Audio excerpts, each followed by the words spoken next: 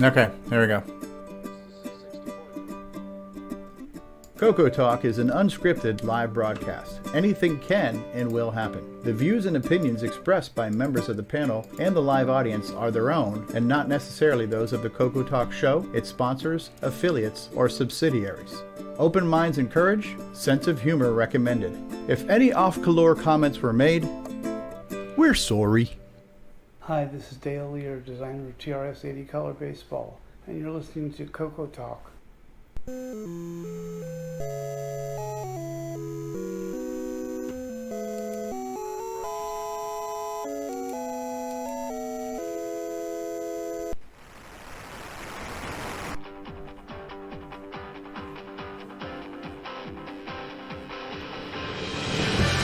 This is CoCoTALK, the world's leading live talk show featuring the Tandy Color computer. It's time to drop your socks and grab your real-time clocks, and let's rock. CoCoTALK is rocking the 8-bit world, keeping the Tandy flame alive. We may be mocked, but we'll never stop, cause CoCoTALK is rocking the 8-bit world.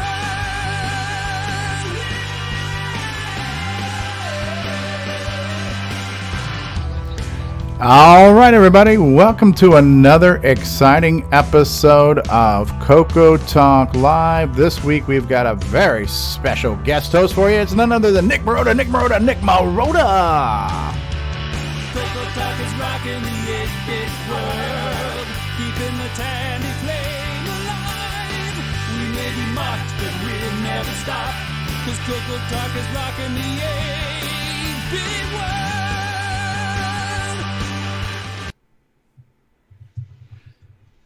Why did CoCoTALK do that? Hello, good afternoon, good morning, good evening. Welcome to CoCoTALK, where we reached a new low and given me control of the reins. So great to have you all. Great to have you all here on the panel and in chat and listening in the future. And so let's just go through real quick and do some quick panel introductions. And I'm going off my own list here, so it may or may not coincide with your grid view. But let's start off with Spanish for the Curtis Boyle, L. Curtis Boyle. Hello, everyone. Sorry for the technical difficulties in getting started a little bit late here, but we're up and running, so that's good. Hey, Some people, except maybe Jim. What happened? You try to have me host.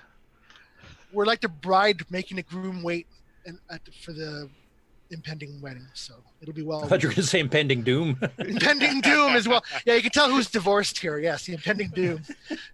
Doom on the Coco? How you doing, Curtis? I'm doing pretty good.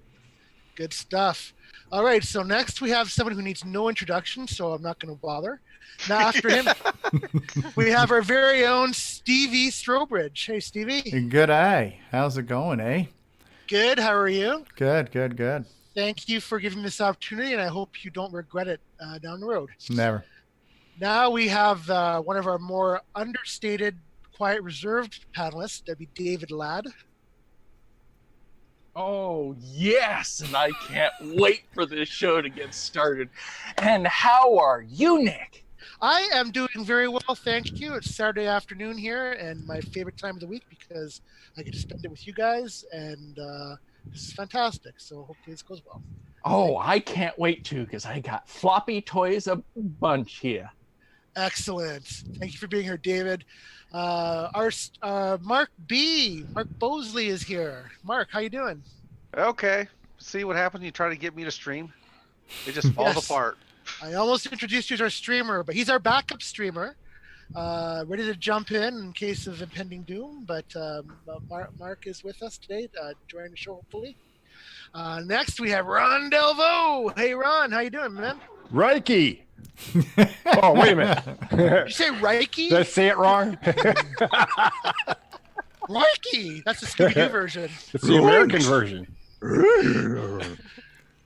All right, Ron, thanks for being here. Next up, we have a gentleman who'll be speaking to us a little more in a few minutes, but right now, introduce yourself, Brendan Donaghy. Oh, hi. Thanks for inviting me on today. I'm happy to be here. Thank you for being here. We're happy to have some content. Next, we have Jason, the Coco Man Rycard. Is that right? I'm sorry. Yes. Yeah, he just recently changed the pronunciation of his last name, so we're all getting used to it. That's, I've never actually used your last name before. I just realized. Ron Delvaux just refers to you as Reiki. So Reiki. Reiki, look at the size of that one. Jason, you've had yourself a pretty good week in the Coco world. We'll talk Oh yeah, more later, good day, eh? Now, does Nick Marotta as host count for the Canadian content requirement? I count twice. Yeah. Actually, thrice. Yeah, as per the CRTC ruling, yes, it does count as Canadian yeah, we content. count him 3 times. He's a host, a panelist, and a special guest. So. All right, now next up, how you doing, Paulie T? Hey, I'm good. How's everybody doing? I haven't seen you guys in a while. Yeah. Hey, how's it hanging? Yeah, and we're still not seeing you because you're too shy to be on camera. But anyway. Yeah, I just don't have any technology to put my face on camera, so that's all right. Nobody needs to see we that will have it. Thanks for being here, Paul. Next up, we have Al Hartman. How you doing? Take off, hoser. Oh, hey, respect. No Tim Hortons for you. That's right. Go ahead. Can I say that 3 times? If you have the compulsion, sure. Thanks for being here, Al. All right, next up we have Brian Weasler. Hello, all. I did make one observation earlier last week. I saw an issue of People magazine, and I noticed none of us were on the front of the man's sexiest award that they hand out every year. I think from what I heard, we were all too overqualified. So. Right. They tried to put us on the cover, but when they printed them, they burst into flames. Yeah, Cumberbatch, whatever his name was, complained, so we weren't allowed to considered. All right, next up we have Greg Lady. Grant, good to have you here. Hey guys, how's it going? And just let everybody know, I am the sexiest man on this panel. Right. And the most modest as well. I would have voted most delusional myself, but okay. Yes. You set that bar way high too. That's a really good target to aim for. Thanks, guys. From down under, we have our very own Nicholas Marentes. Good day, everyone. Transmitting from that fictitious country called Australia. Yeah, that's right. And the second person on the panel with the sexiest name alive, Nick, right, Nick? That's right. That's right. You don't have Next to say time- mine once, though. Next time we'll make this a Nick and Nick variety show. Well, that's right.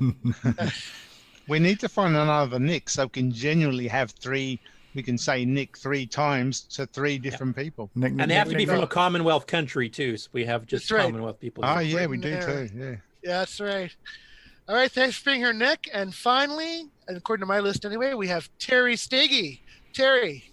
Hey guys, how's it going? It's TDP. Mr. TDP, how you doing, man?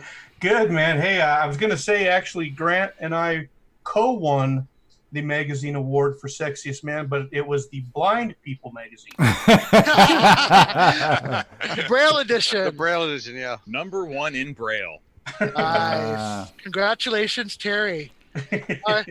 All right, guys. Thank you all for being here. And again, thank you to people in chat for joining us. Apologies for being a little bit late, but we're here now and you can't stop us. So anyway, let's move on to our first segment. We're going to have, Brendan Donaghy. How you doing? Hey, I'm doing all right. Yeah, So you're here to talk to us about a little unknown project. Unknown project, yeah. we keep these things under wraps, you know. That's right. Yeah, thanks again for inviting me on. So over this past week, I've been working on a release to the FPGA update for CoCoVGA. So that this release makes it possible for users to make use of the upcoming SAM accelerator that Ed has produced some beta hardware for us to test and play with. So basically, that the SAM accelerator enables full double speed mode on a Coco 1 and 2. Is that working a Dragon as well? Optionally, I haven't tried it on a Dragon, but you know, as long as the the board and traces are up to it, and the components. It may be necessary to replace the PIAs or RAM or something like that in those systems. But has as it been long tested as, for smoke? Tested for smoke. I haven't tested the Dragon for smoke, but I am using the SAM accelerator, and so far he has two different versions, one for the 783 SAM and one for the 785 SAM, and I've been using both. And anyway, so at long last, I know he mentioned this a good number of months ago, but it's taken me a while to iron out a couple of minor bugs. So this is basically the equivalent of the full double speed poke that you can use on the CoCo 3. On the CoCo 2, it causes the video to be scrambled and potentially eventually your system to crash because it screws with your DRAM refresh. So this works around all of that by simply doubling the clock frequency that's aiming for things. But anyway, that's the most significant part of this FPGA update. The other aspect is that Per Surratt found when he was creating his VGA game menu software, he discovered a bug where we couldn't actually program the CoCo VGA registers when we were already in 64 column mode. So I've fixed that issue as well. Potentially, other than that, probably one of the more exciting parts of this release is actually more related to the software. So as I mentioned, Per Surratt's been working on a VGA menu program similar to what Nick Marotta's had done for the CoCo 3, so you could pick a custom set of palette colors before you started your P Mode 3 game, for example. So he's put together a palette editor and and he's taken the character set editor that they use with the AGD games, and he's ported that to output CoCo VGA character sets as well. And then he's put together a menuing program that lets you, view your list of games and programs and select, whether you want to, which one you want to run, sort of thing.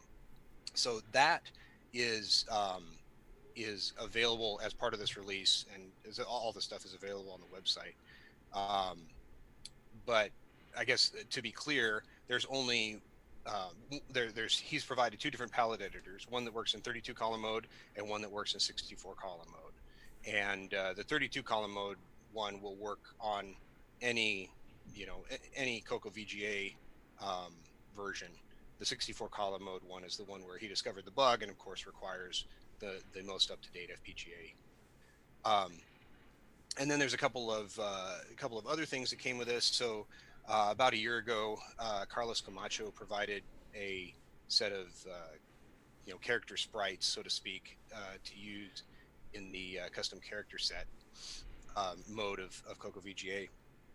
So he said, hey, can you package these up and make them available?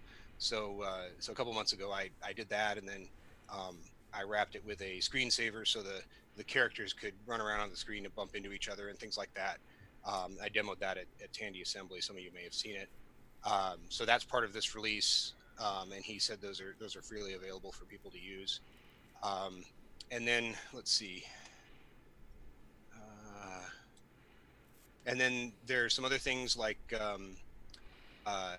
at Stevie's request, I added a feature to the CCV edit character set editor so that we could bring in the palette colors that we actually want to use in our program into the editor, so we can see things the way we expect to see them.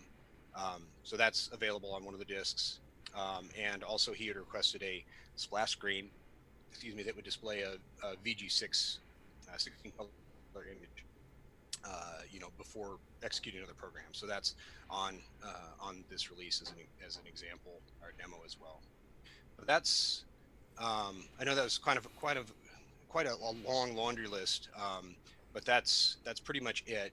I don't know if there's any questions or anything about this.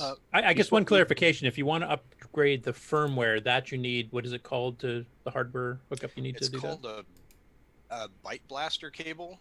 Let's see here. I have one here. So it looks like this. Okay. So mine, it has a custom cable on the end. Ed has designed an adapter, a circuit board adapter that takes the large header connector to this mini header connector. We're working on making some of those more available. I've been asking Ed, talked to Ed a little bit, and he said that he'd probably be okay with me doing some of the assembly of these to potentially make them more available. So I'll have to get with him on how to order the circuit boards and stuff like that. So you would need the two pieces then? You would need that USB adapter and the cable that you're speaking of? That's right, yeah. Yep. So we were hoping to package it all up together in order to make it available to everybody, with no additional cut taken, right? I mean, it would be it's a $10 cable for us to make. Now, is that also going to be used on the Gimme X that's coming up from Ed too? Like you guys making it common? Yes, I believe that Ed uses this interface with the Gimme X, and I'm fairly certain he's used it with other devices as well, like his RGB to VGA for the CoCo 3, and some other products. So it would be a sort of common interface that could be used on a couple different projects.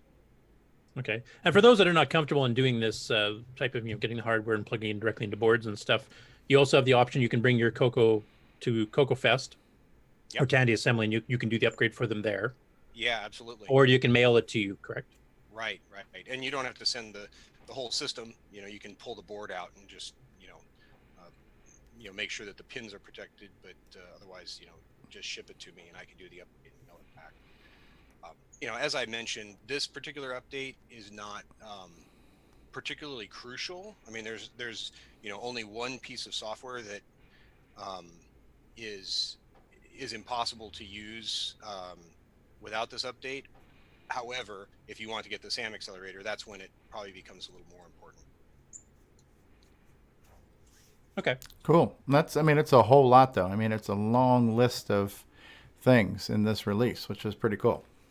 Yeah. And the nice thing is that almost all of it is workable. If you already have a CoCo VGA, you don't need the firmware update. If you don't have the capability of doing that, you can just download all the new software updates and run those. And it's only those two features that require the flashing of the FPGA. That's exactly right. So when I made this release, in hindsight, maybe I should have emphasized the software update over the FPGA update, but hindsight, right? Right. Yep. So, I do want to thank some of you guys. I know Stevie had some really good advice and requests for me that are realized here. Yeah, he's annoying that way, but we love him anyway. So. Paris Arat put in a huge amount of work. Oh yeah, I've been watching that whole thing progress on Discord, all the updates. Yeah, a lot of spam on Discord between me and him on that, and that is all documented on the website. How to use his tools to build your own custom menu. I mean, he has an example with a number of the games that were on Nick Marotti's version of the CoCo 3 version. So it's usable out of the box right now. But assuming you wanted to put together your own suite of games and customize the colors, there's documentation on the website about that as well. And then Carlos Camacho was I appreciate him providing the character set to get into one of these disk images, and then Ron Klein did a bunch of the testing over this past week, and we found a last minute bug that I was able to get patched up, so that was good. And then of course Ed for doing all the manufacturing and designing additional upgrades. So anyway, so thanks. It was definitely a community effort. It wasn't all me. Yeah, it's cool stuff though. It's my third favorite product. The first being the CoCo, the second being the CoCo SDC, and now the third being the CoCo VGA. So. Yeah. Oh, thank you. Yeah. That's great. And then my fourth now will be my Joey. We'll talk about that when we get to project updates. So. That's right. So anybody else have any questions for Brendan or anything in the chat?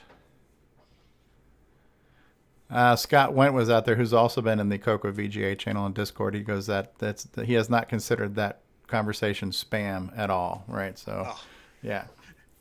Well, But, the good news is with Discord, right? If you're not interested in a particular product or whatever, you can just ignore that channel. yeah, I've muted all the OS 9 stuff myself. So yeah. You and Nick Marotta. I was wondering why we were having such intelligent conversations in there now.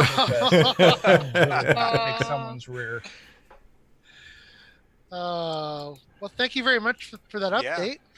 Thank you guys.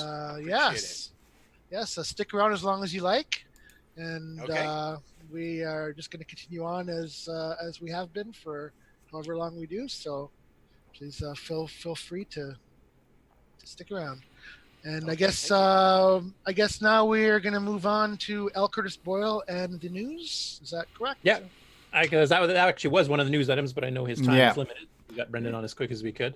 And for both of you who are watching at home right now, we just want to let you guys know that we've decided to now make the news kind of the first segment of the show rather than the last segment of the show, because it always seems that the news gets kind of rushed. So just I can still rush it if you want. That's for fine. just for that. So yes. Then you can listen to us prattle on afterwards if you feel so inclined. But that way we get the meat served first, and then whatever you want to call it. Mm-hmm.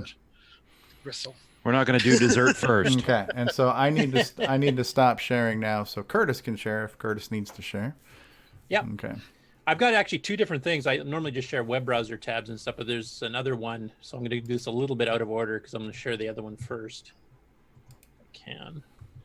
Let me just get it set up here.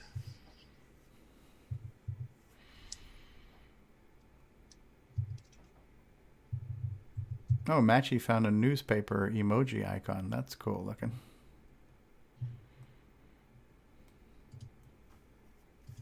And by the way, Nick Marotta, you're doing a heck of a job hosting today. After we literally threw him on the spot and asked him to host today. Zero notice. Because you guys tend to yank my chain quite often, I wasn't sure if you were serious, but it's actually really fun. You're doing a hell of a job. Thank you. Thank you. Yeah, and it's such a refresh having some new hosts actually, new blood show up to kind of vary the panel a bit too. So, Okay, you guys are seeing that, or yes, we see this. What are we looking at? Okay, this is something that showed up on the Color Computer Archive that Nick and I both noticed. Nick Marotta, that we'd never heard of or seen before, though apparently it was written back in 1988 or something, and it's an editor for Gantlet 2. So that's the David Dyes, and I can't remember who else did it, but the DICOM did the second version of Gantlet for the Coco 3 specifically, and it's actually a board editor where you can edit all the levels and create your own levels and maps and everything else.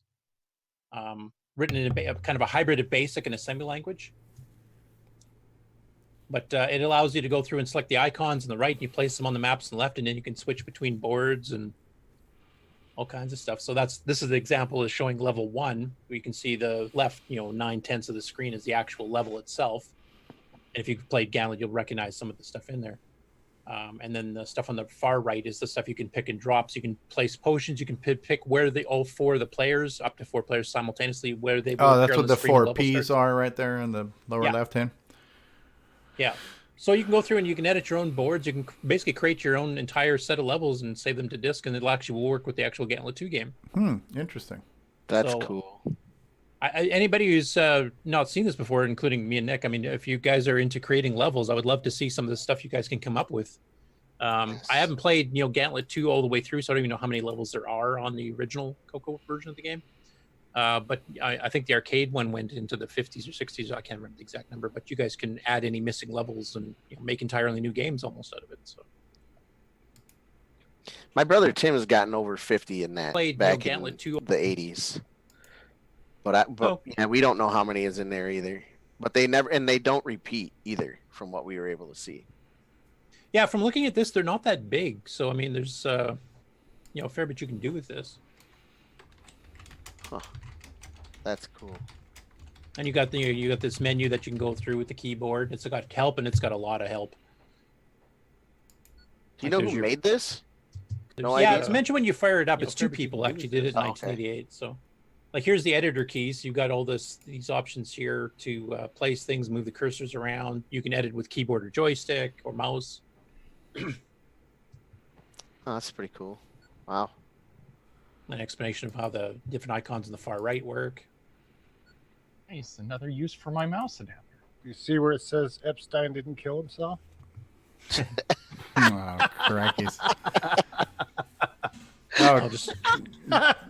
Tim Franklin says that Steve still can't get past level 1 even with the level editor. Okay, so, well. Oh, that's cool. That's really cool. So that's like level 3, for example. I just loaded it up. So. I'll finally you can go through. I'll finally get a chance to see level 2 and level 3 in this game. So, yeah. Yeah. So you can view the boards like this, or then you can go in and edit the boards. You'll notice I just did a view here, so you're not seeing all the icons on the far right. So this shows you what is occurring. This is the whole map, basically. Yeah. So now, is it possible on Zoom to switch a share without stopping one, or do you have to stop and then reshare? Honestly, I don't know. Okay, I'll just stop and start. Go ahead. Quick question, Curtis, about this. So maybe you said it and I missed it. Is this software something that was written back in the day? Yeah. Okay. So this is what they used to actually design the levels. That I don't know, because the 2 people's names that are on the program are not any of the people that worked at DICOM.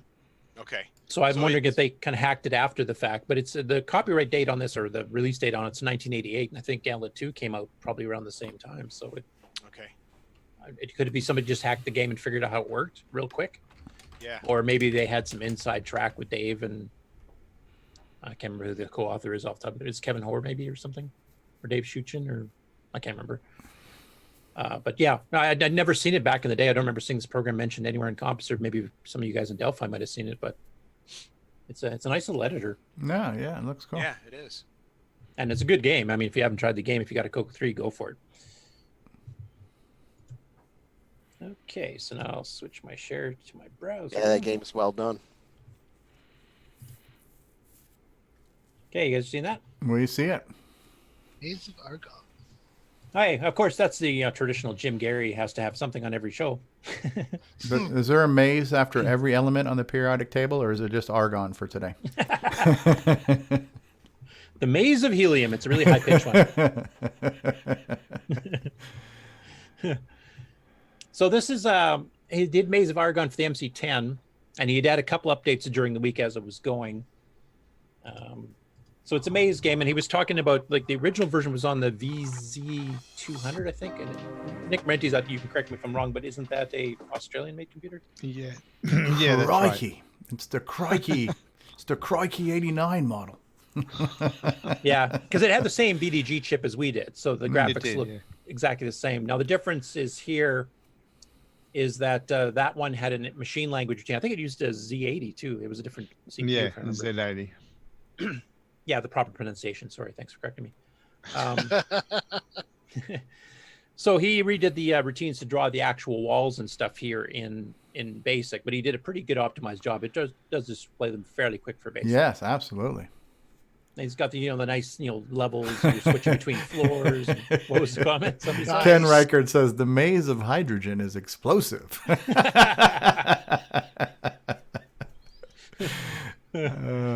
Lord have mercy. Now this is really cool. Pretty and the maze of silicon is full of implants. But anyway. Yeah, so this is like, it's not just a 3D maze escape. You have to find things as you're going and recharge your energy by finding these little energy pods and stuff like that too. And so it's a fairly robust game as far as the early 3D maze style games, but it's pretty cool and available for download. Crikey, stay away from the maze of methane. Garden cows. Energy pack. Yeah. That's cool. Uh-oh, here we go. There's David O'Connor. David O'Connor. Crikey. Our very own. Now he did a video. Now he's talked about this before. That second version of the Second Sound DAC. Mhm. He's got that new version of. So he did a quick video here converting on the fly the play command, converting it to MIDI with a bit more of a demo. I don't know how much of this you want to play. Let's hear it. I haven't heard it yet myself. It's only 7. Is this loud enough, or do you need to be louder? Turn it up. Louder. crank it? Today, I'm How's going that? to demonstrate two rather special devices, two prototypes, an older one and a new one. This one here is called the ACO 160, and this one is the DACO 160. This is the newer version, created by Brian Kaczynski from secondsound.com. What these devices do, I'll just zoom in a little bit there so you can get a better view of them. Actually, let's go even a bit closer. You got to get one of those cameras, Steve. These convert in real time they convert in real time audio data coming in through the two audio inputs here. There's one on each unit. That's a line input. You can also plug microphones in. They convert any monophonic audio signal into control voltage, gate, and envelope analog signals, which could be used to control an analog synthesizer, and to MIDI. There's a MIDI plug in the side here, and they do it all in real time. Now, there's been units on the market over the years that have claimed to do audio to pitch, control voltage, MIDI, and some of them do it to varying degrees of success. The thing with these is their tracking accuracy and the speed with which they do it is just light years ahead of anything that's come before. Now, the ACO 160 was the first prototype that Brian designed. It tracks really very well, but it's a little bit glitchy. It's not quite perfect, and its tracking isn't quite spot on. This one here, the new updated, the digital version, or the discrete, I'm not quite sure what the D stands for. I'll have to ask Brian. I should have asked before I made this video. Anyway, the DACO 160, these are both evaluation kits, it is absolutely spot on. Now, what I've done here, I've written a program for my Tandy TRS-80 CoCo Color Computer 1. This one's fitted with CoCoVGA, which gives it a VGA output that I can plug directly into an LCD, modern Shameful LCD plug. monitor. CoCo SDC, so I can load programs and save them from an SDC card. It's got all the updates, all the special features and whatnot. I've created a little program here, just a step sequencer program. I'll just load a directory here. One down the bottom here is called CoCoMoog 4. It's just a little step sequencer program that I've written, some software, and what it does, it reads a table of values that I've created that it loads into RAM and then steps through each of those values and outputs the notes using the play command via the 6-bit digital to analog converter out of the CoCo 1. Now, anybody who knows what CoCo 1 sound is like, the 6-bit DAC out of it is nothing spectacular, and the play command is notorious for being rather sort of artifacty. So it's a really good test for these units to see how well they can latch on.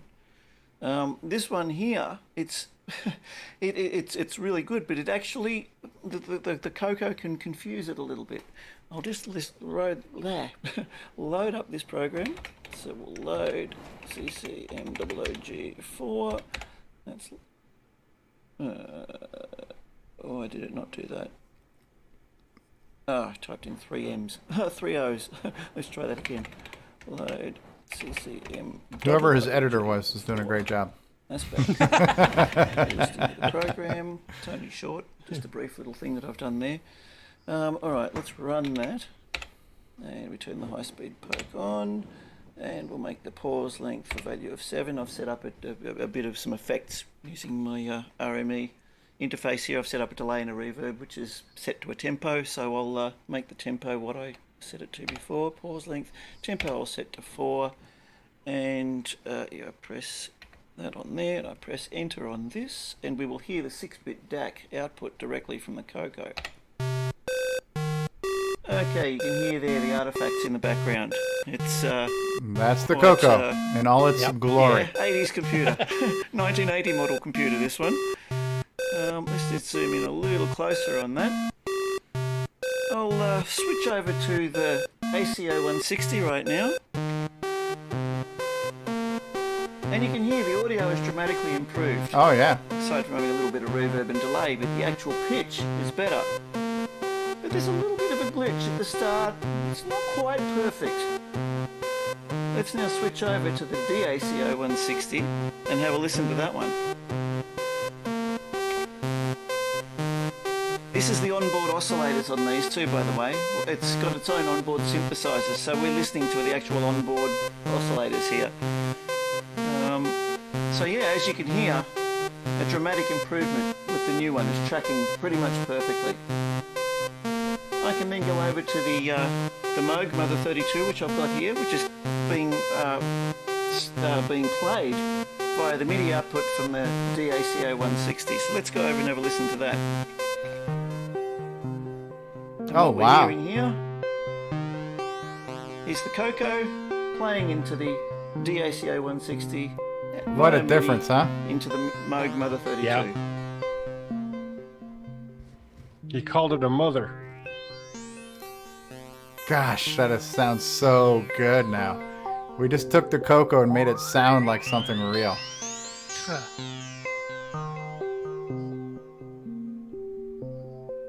That is a beauty, mate. And yeah, we've got to make those noise effects with my face as the filter opens and closes, as you do. Yeah, so there we have it. A brilliant unit. Go to secondsound.com, as is written on here. You can also go to pulseeternal.com and check out my music. I'm working on an album at the moment using the Coco. The new album's going to be called Coco Music, quite appropriately. And it'll be a bunch of step sequencing stuff, using the Coco, using the DACO 130 to control my modular synthesizers, which are set up behind me at the side of the room. I want to hear him put it through that pipe organ in the background. Yeah, right. So the first track is already up on my YouTube channel, and there is a lot more to come. So that is these rather special audio to MIDI and control voltage gate envelope analog control voltage signals. Brian has done an absolutely fantastic job on these, and I'm looking forward to continuing work on this new album and getting it out there for everybody. That's cool. So yeah, that's all for now. Super cool. Wow. Yeah. And you know what World the of funny thing difference. too is, I think that company Second Sound is like in South Florida. I think they're close to me because I was looking at something on one of his videos and I was looking at the descriptions, and then I checked the website and they're like in Miami or somewhere relatively close to me. So that's kind of cool that this guy in Australia is using a product that's being made in almost my backyard, you know? Yeah. He must have the father. Yeah, I don't know about you guys, but I mean, the audio effects he's getting out of the Coco using this hardware, I mean, it just makes the hair on the back of my neck stand up. Oh no, it's amazing. It's I'm really looking forward to his next album, and yeah, this is just a really cool demo. Absolutely. Yeah, and he's already started recording the new album using the Coco with this hardware. So yeah. See, this was the music I always wanted to get out of my Orchestra 90 when I transcribe sheet music onto it back in the day. But now it seems like maybe it'd be possible with this $400 adapter board. Well, hopefully the price will come down as they keep advancing it too. Mass production. Right. Hopefully so. Yeah. Okay. Anyway, that's fascinating. And like Brendan, I'm also looking forward to the new album. So. Could you imagine Nightmare Highway with that kind of soundtrack? Nightmare Highway. Especially on the Coco VGA, you can change the palettes too. Yeah. Okay, so my side diversion projects of upgrading, older games with 609 optimized, just a routine or two to speed them up, and doing 6809 optimizations if it's possible, because I'm doing this stuff in place. I can't make a routine larger without a lot of mucking around. I did one more this past week for Russian Assault, another DICOM game, and David Ladd was kind enough to do a merge version where he's got the far left is the original stock version you would have bought back in the day. The middle one is the 679 version, which is about 5, maybe 10% faster, and then the 609 version on the far right. So I'll just play a little bit of that through.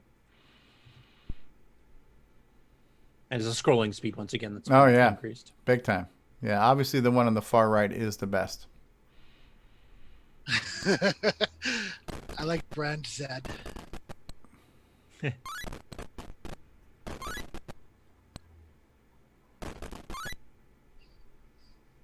Even the middle one's a little bit faster, so it'll be a bit smoother for you people that still have 6809s. Trying to show some 609 love, and a later, awesome. the later part of the story here. I'll show the Facebook link for it later. Paris Surratt, who also did a lot of the CoCoVJ stuff that Brendan was talking about, has converted this one over to the Dragon. Apparently, they never had this game on the Dragon before either. So now they have 609 and 609 versions on the Dragon as well. So That's cool. And I think he even added the option to add in, you can choose like a green screen background, because of course this would all show up as black and white, lines. Anyway, I won't play the whole thing. No, that's cool. So yeah, so I'm definitely going to want to get this from you. Maybe we'll do a review of this tonight when I get my Joey going too. Yeah. There's some of the trucks and stuff in the later levels, but anyway. So that's available on Facebook right now. I think it's already on the Color Computer Archive too, so feel free to go download those. Okay. Hey, next up, Jerry Stratton has released a version of Rainbow Check Plus. Now, if you guys remember back in the days of Rainbow, when you had to type in program listings all the time, they introduced a thing called Rainbow Check Plus, which basically did a checksum, and then every so many lines you typed in, you'd hit the up arrow, I think it was. This would run in the background. It's like a TSR. And they would do a checksum of the code you typed into that point, and then you'd have this number you'd look in Rainbow, and they had, every so many lines. And you would have this 4-digit hex value. And if it matched, then you knew that your code was good and you could continue typing. And if it was wrong, well, rather than typing the whole program and figuring out something went wrong, you could just look through that last little bit and figure out what lines you'd screwed up. So he has made a version here that runs from Perl. And it requires the DECB utility from the Toolshed package, which has ways to convert files between OS 9 and disk basic images back to PCs or Macs or Linux or whatever. So it actually will run on the disk image and actually do the Rainbow Check Plus on it live, and while you're typing stuff in, if you have shared file handling. So you actually have a utility now, you can actually do those. And as he pointed out, I think on the Facebook post he mentioned, I don't know if I'm the only one who still types in stuff by hand for Rainbow, but you have that option if you want to help you catch your mistakes as you go, rather than trying to port through 32K of code. All right, so help me bring this all into perspective. So I'd never used this program, but this was basically a utility that did some type of checksum on the basic code, and you could compare what you were typing in to what the software said it should be. All right. So what did it do? Did it just add up all the token values and everything in the line? Yeah. And come up with a hash based on that? And if you did it right, your hash would match, and that's exactly correct. And if you look on the little sample on the screen where it says checkpoint and checksum. Okay. The checkpoint would be the line number in the basic code, and the checksum is whatever would report when you hit the arrow key. Okay. So if you typed in lines 1 through 7, or say it was 1, 3, 5, 7, or whatever it happened to be, once you completed that, you'd hit that arrow, and if you got 208, then you knew, okay, I've got it right. And if it was wrong, well, then you just have to look through those 7 lines of code. And was this program like giving you something on screen where you could see it at all times? What did it look like when you were running it on a Coco? Basically, you load emmed, exec it, and then it just came back to the OK prompt. And then I think it was the up arrow or down arrow. Sorry, actually it says on the screen there. Duh.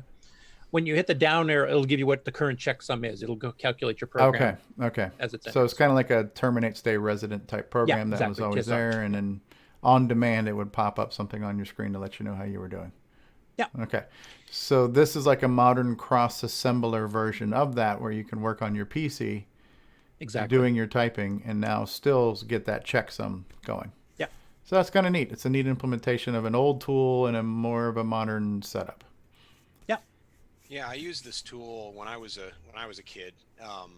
I did too. Say, I think my big complaint with the version that was in the Rainbow was, like if I had one too many spaces or not enough spaces, and it didn't exactly match the the program listing, then my checksum would be off, and I'd be digging through it trying to figure out, where did I make a important mistake. But I don't know. It could be like you put 2 colons or 2 spaces or something like that. Yeah, something that those are all matter, tokenized, right? Yeah. So anyway, just interesting. Just my 2 cents. True. Yeah, because Rainbow did 2 versions of it. They did the Rainbow Check, and then not too long after they did Rainbow Check Plus, which did some improvements to it, and then they kept that right until the Rainbow ended, I think. So it was a program written back in like 81, 82 or something. So. And this did this on a line-by-line basis. So whatever the last line you typed in, you would get a checksum just on that, or was it a running total on your entire program? Running total of your entire program. Running total. So that's why we type the program in order and up to the line numbers at each checkpoint. Okay, so in this case here, like if you were on line 7, your checksum would have been 208. By the time you get to line 15, though, or I'm not sure I'm Yeah, no, you're right. That's exactly right. So you type in lines 1 to 7, and then you'd hit the down arrow and see if your checksum matches. Okay. They didn't want to do it every line number, because if you saw some of the big program listings in Rainbow, they were hundreds of lines Okay. long.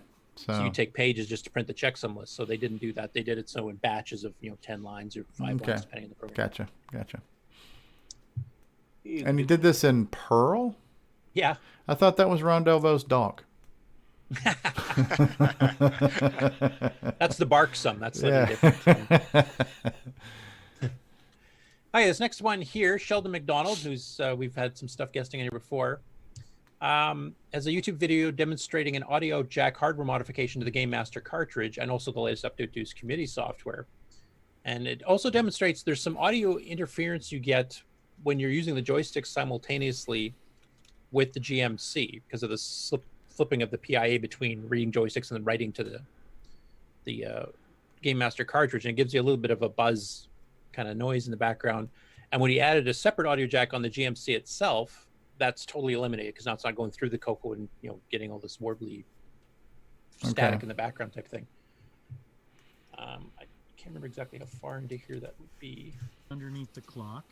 Is that loud enough, by the way? Or we can hear it, yeah. The ground over, and I've patched the audio line over. Now, my connector that this goes guy's a smart guy, man. into the jumper is protected with a 1 UF capacitor. Okay. And then it goes to... It's funny, too. Some people gave him heck for filming it portrait And the mode. reason you're going to want a capacitor on there is because when you plug an audio line in, you temporarily short it. And this could potentially wreck something on your computer. Okay? So a cap will protect that. Anyway, I won't play the whole thing, but Okay, there's he's got kind of the background of what he was trying to fix and explaining how his fix works, and kind of mentioned to John that if you could add the option of the audio output jack there, it would help eliminate that buzz for everybody else too.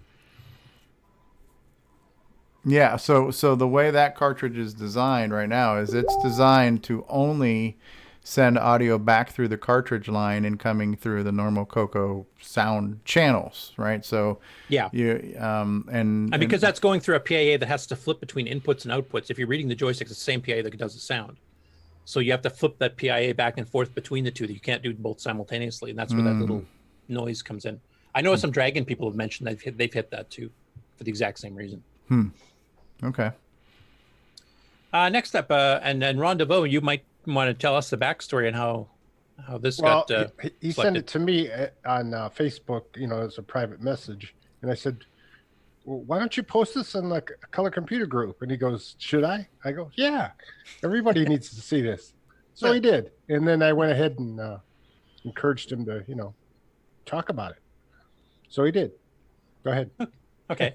So this is basically it's an upgraded version of the NoCan 3 that I've shown at CocoFest before, which was the 8 meg NoCan. It has a an actual hardware serial chip, a hardware parallel chip, clock doubler circuit, and I had 8 meg of RAM in mind. Well, this is the later version he did that actually has 64 meg of RAM on it. Wow. Which you can see up at the top there. All those old Sims, right? The old Sim memory or whatever it's called. Yeah, 30-pin Sims. And he was mentioning like how long it took to format a 62 meg from RAM drive on a Coco.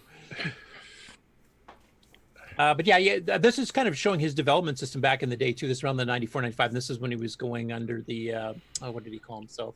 Not on Saturday Night, I think was the name of his pseudo company that did this. This is his brain on Tang. But you can see, like, you can barely make out there's a Coco circuit board there underneath the NoCan 3, which has the hardware serial, hardware parallel, and the 64 meg of RAM. And then he's got the old Bob Puppo XD keyboard interface plugged directly into the Coco, so it actually comes out and you have an XD keyboard. And he's got his 3 floppy drives hooked up to that with a custom floppy drive controller that handled high density disks. You could do 1.44 meg 3.5s, 1.2 meg 5.25s, 2 IDE compatible boards with 3 hard drives hooked up simultaneously. Crazy man. With his own custom triple Y cable coming out of the side, so he didn't even have a multi-pack and all this. Triple Y cable.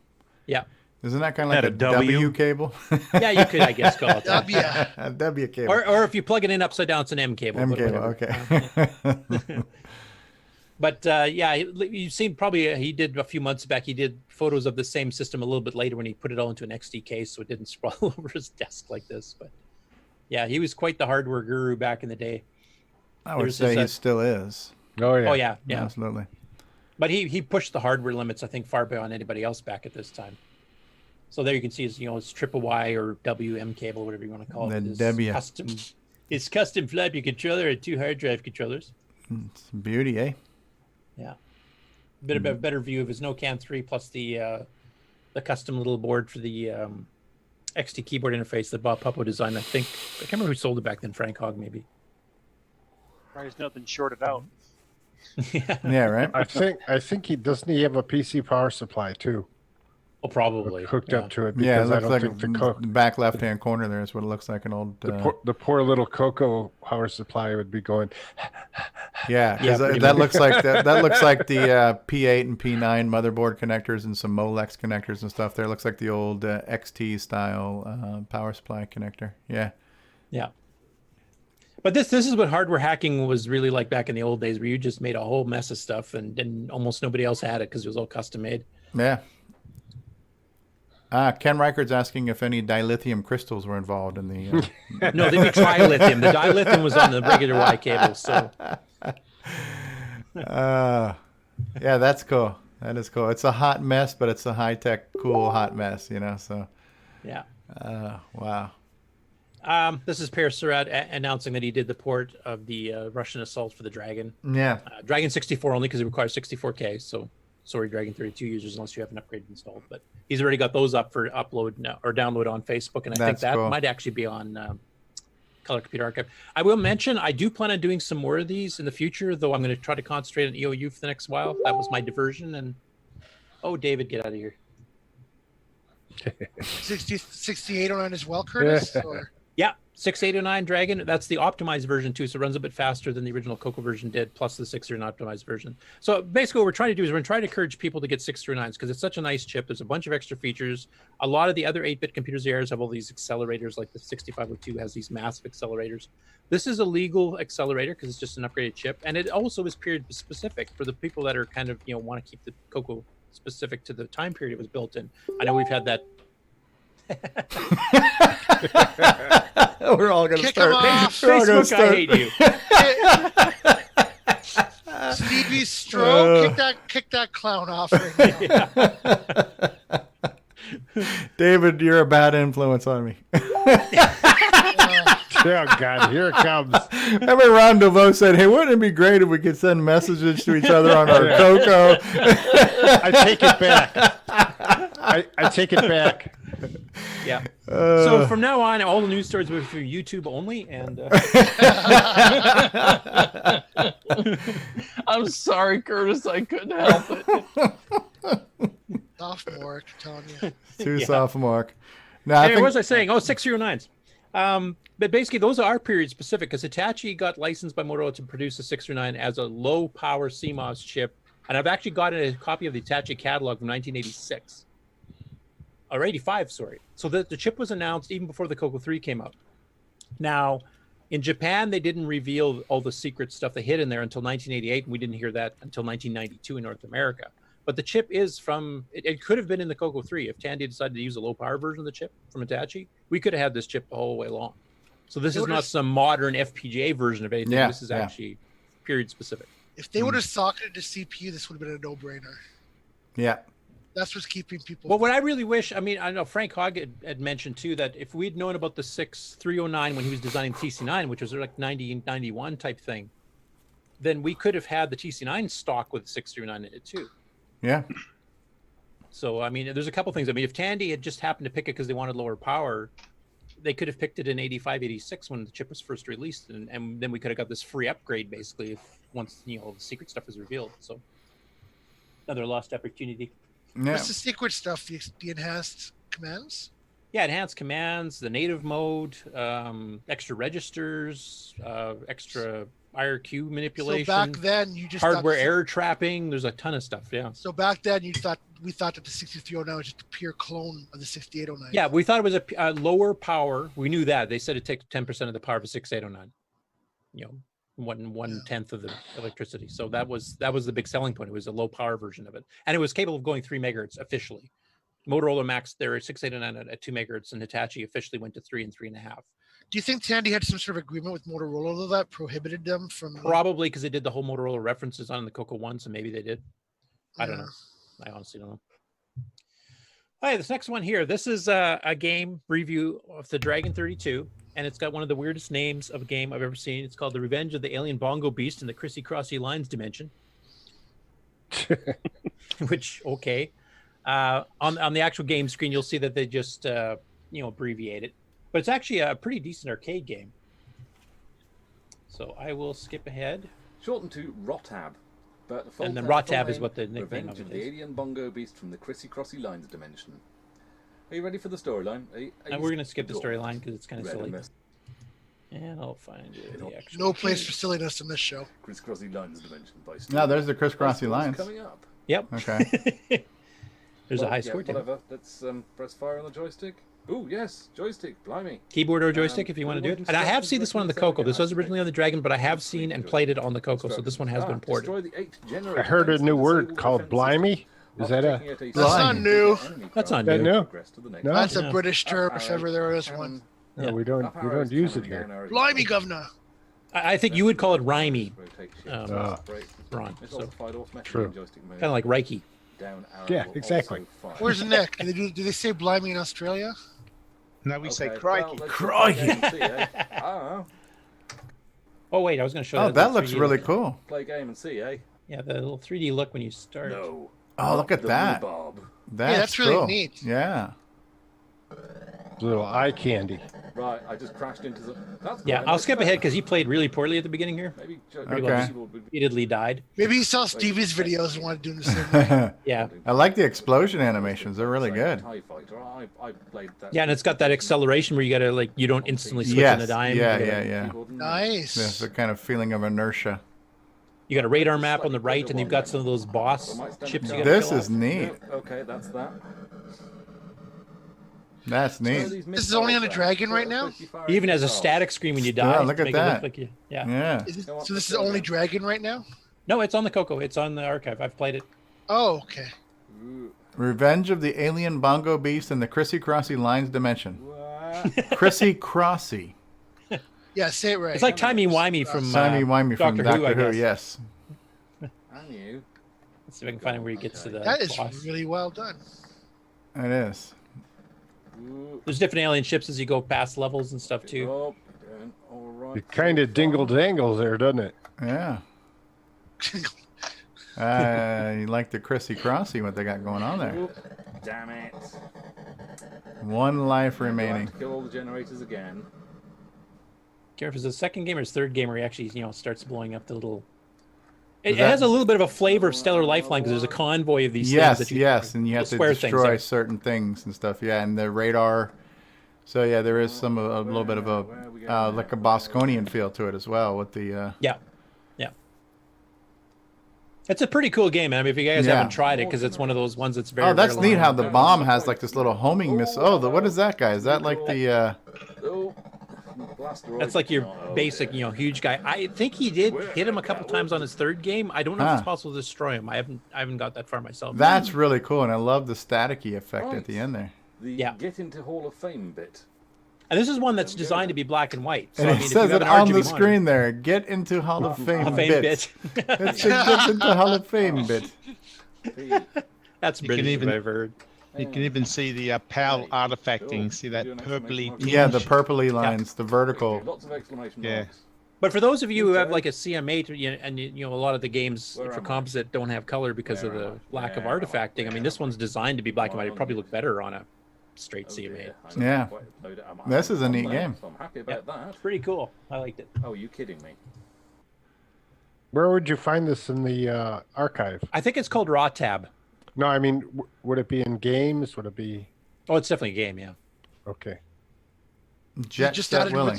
was it just added recently? No, I played it like literally years ago. Oh, okay. So I had it way back Need to when. explore that archive more. Did I see that this is written by Stuart Orchard? Yeah. Okay. And he's working on one called Return to the Beast. I was going to say that did remind me of Return to the Beast, his current project he's working on. Yeah, that's a Xevious style game, right? Yeah. So this one's Jet Set Willie. This is a cross-platform game. This is the Dragon version of this. Guy did a long play review. I'm not going to play it all. We've kind of seen it before, if you guys remember wandering through. But since he actually knows what he's doing a little bit, there's a fair bit of the levels shown. I won't play it, but if you want to watch, it's a half-hour video. Very cool. Jet Set Willie. It looks like a shaver razor blade there, don't it? Yes, it does. It does. Yeah, I was going to say, it does look like a razor blade. Yeah. Yeah, and there's those like toilets with flapping lids and all kinds of stuff in that game. So wow. Kind of game I like. Lord of the Dragons. Don't we have a guy in our community named Lord Dragon? Yeah, we do. And this is part of the weekly Pet Sass Gym 1 Dragon 32 and 64 video game collection. So this is a basic game with an interesting way of presenting your map in a low resolution. It's similar to Rogue when you're in a darkened room. Okay. Remember, it has that kind of a shadow effect that follows you around. And get out of your ad. So I won't read all the directions here because that's kind of boring. Directions are for losers. Yeah. All right. Have you tried the Brave browser yet? Sorry, what? The Brave browser doesn't do ads. Oh, no, maybe I should try that. Try it, yeah. So you can see it's kind of going slowly across, but as he's walking across, it's only showing the area that's lit up around you. Okay. And it drags the shadow back, like here's a set of stairs. Okay, yeah. I wish he hadn't done all the little beep, beep, beep sound effects in between each. But it's a rather interesting way, because, I mean, I've seen Rogue do this, but as far as like a Coco Love 1, 2, Dragon 32 level game, I've never seen anything try that attempt, especially in basic. This is where David O'Connor's soundboard will really... Yes, now it'll sound awesome. It'll sound like Van Halen. That's right. Anyway, it's a cool game. I'd never seen that one before. So yeah, that's neat. Interesting little hybrid. This is called Leggett, as you can see on the screen here. And then this is also a cross-platform. I didn't get a chance to check what other platforms it was on, but... And you got option of, various ways you can pick certain key combos to do your controls. Oh, you gotta jump through the gaps. Yeah, and then work your way up to the top.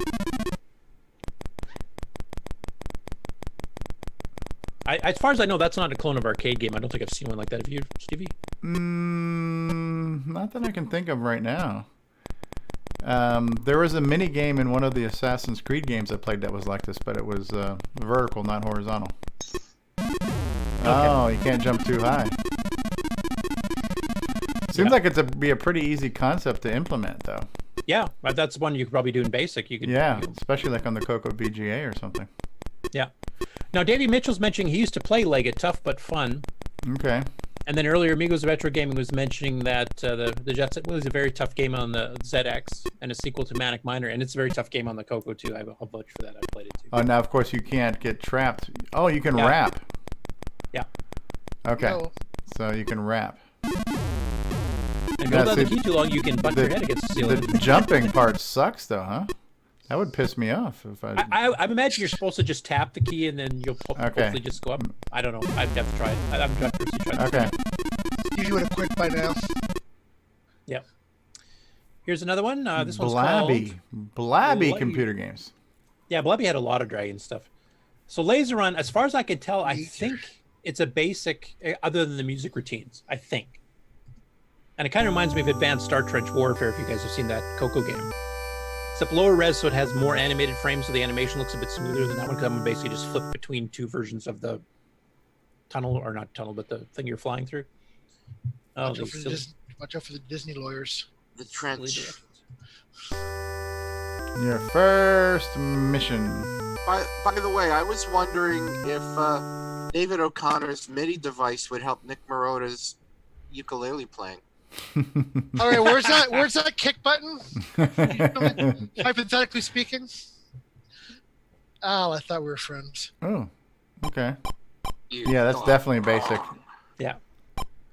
So he's probably doing P copy to alternate the two color things for the or he's doing animation. a P mode or page, changing the page number and just flipping through and Yeah. drawing on each one unseen. Like I said, it's like Star Trench Warfare, except Star Trench Warfare used P mode 4 with artifact colors and only had 2 scenes. Like your grid Yeah. was only 2 flipping back and forth, so it kind of lost the motion effect. This one actually has several, so it actually does have the motion effect. You got one. Got 2. Okay. Yeah, a little choppy, but it's very it's a very ambitious thing to do in BASIC, and I think he pulled it off pretty well. Yeah, I have to agree. If he gets that SAM doubler there, it'd be pretty good. Yeah. Cool. Very cool. This one's called Laser Zone. And this is a Dragon port of a Jeff Minter game as well. With a bit of annoying sound.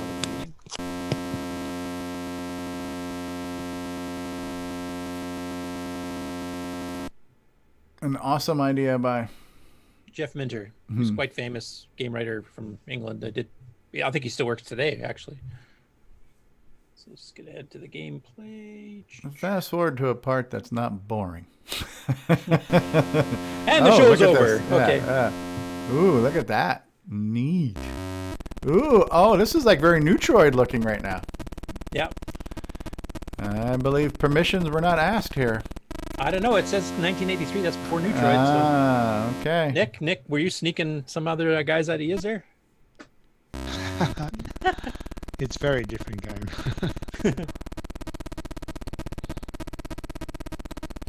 That's an interesting concept where you have to shoot from different angles. Yeah. Kind of have to wrap your brain around that. Yeah. Bad news, Zone Gunner. Laser Zone. ZZ.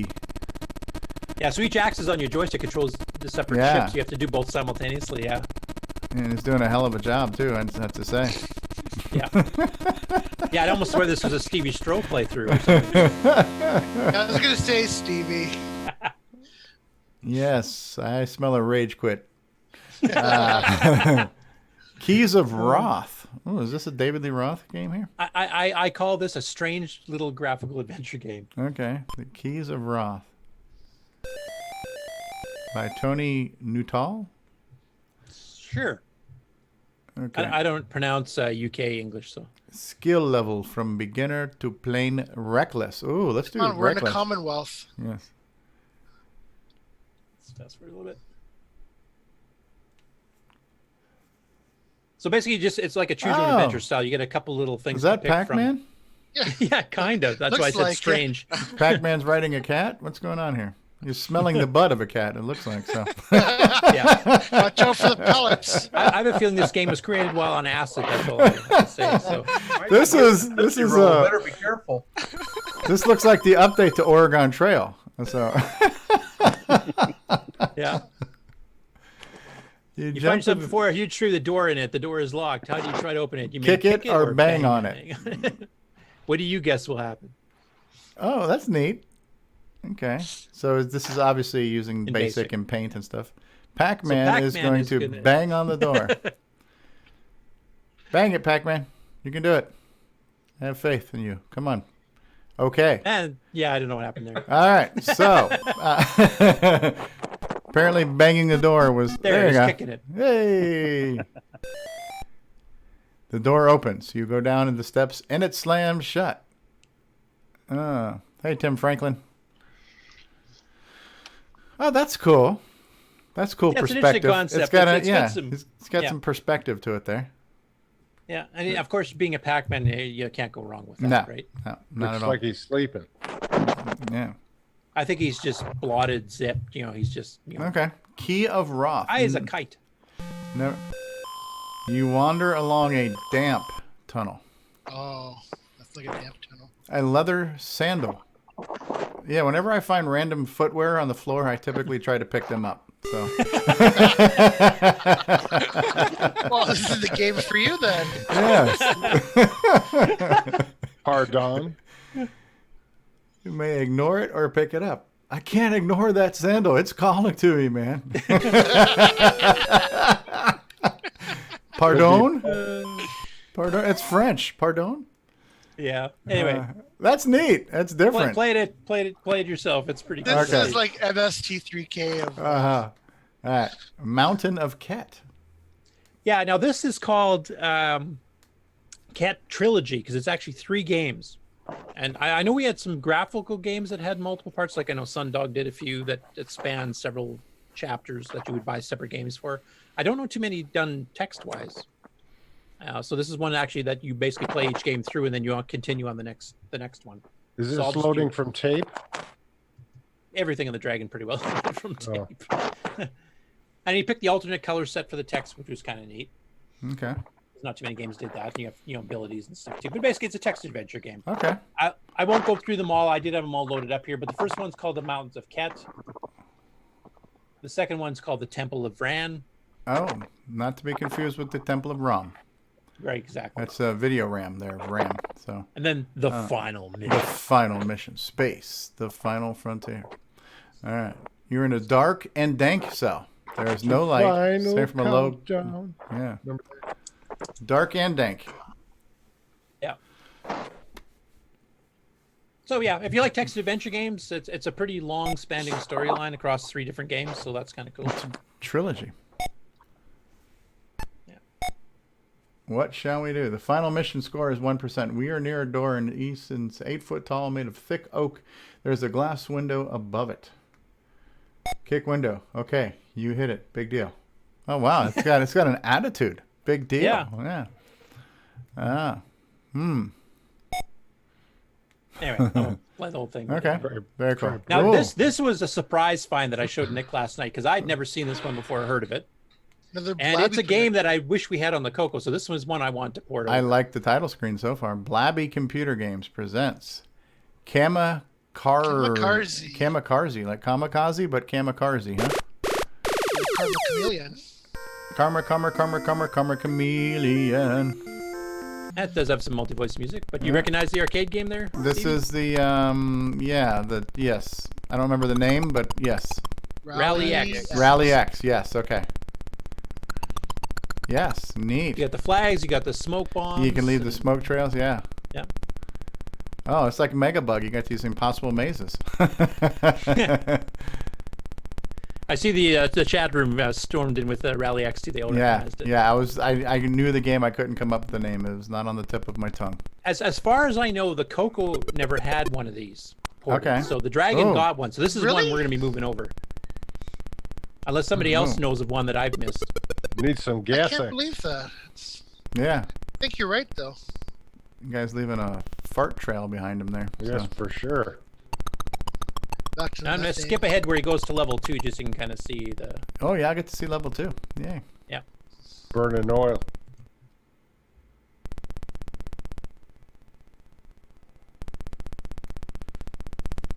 I think at this point he's got one flag left to get. And you have to get fuel and everything else if you guys haven't played Rally X. There's a few things to do. Okay. Hey, Brendan. Brendan says he has to go. Thanks for being here, Brendan. Thanks, Brendan. Thanks, guys. Bye for now. Yep. Thanks for the update. Bet. Yay, he got the last flag. It's a bit of a musical interlude, and then...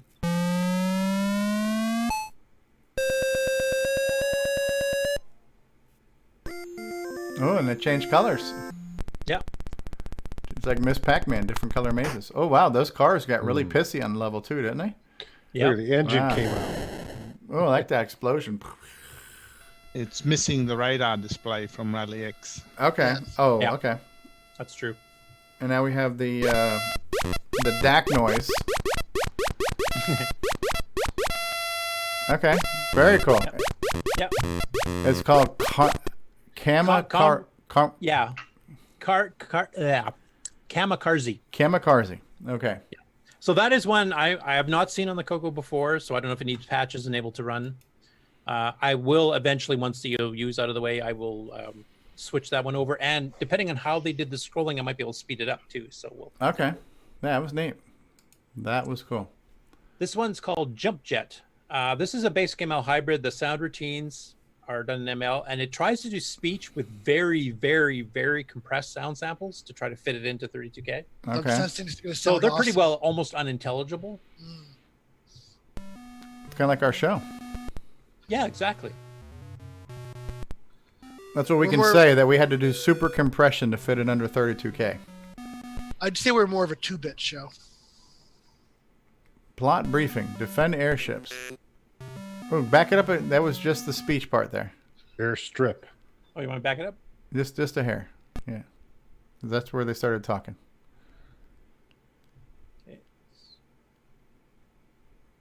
So worth it. I think it belched. Yeah, who needs a speech sound pack? I was gonna say it's just a smidge below the speech sound pack, but not far. Alert. It's not. Is it considered cruel and unusual to make fun of a software-based speech impediment? Probably. You're being a machinist or humanist. Yes, I'm making fun of.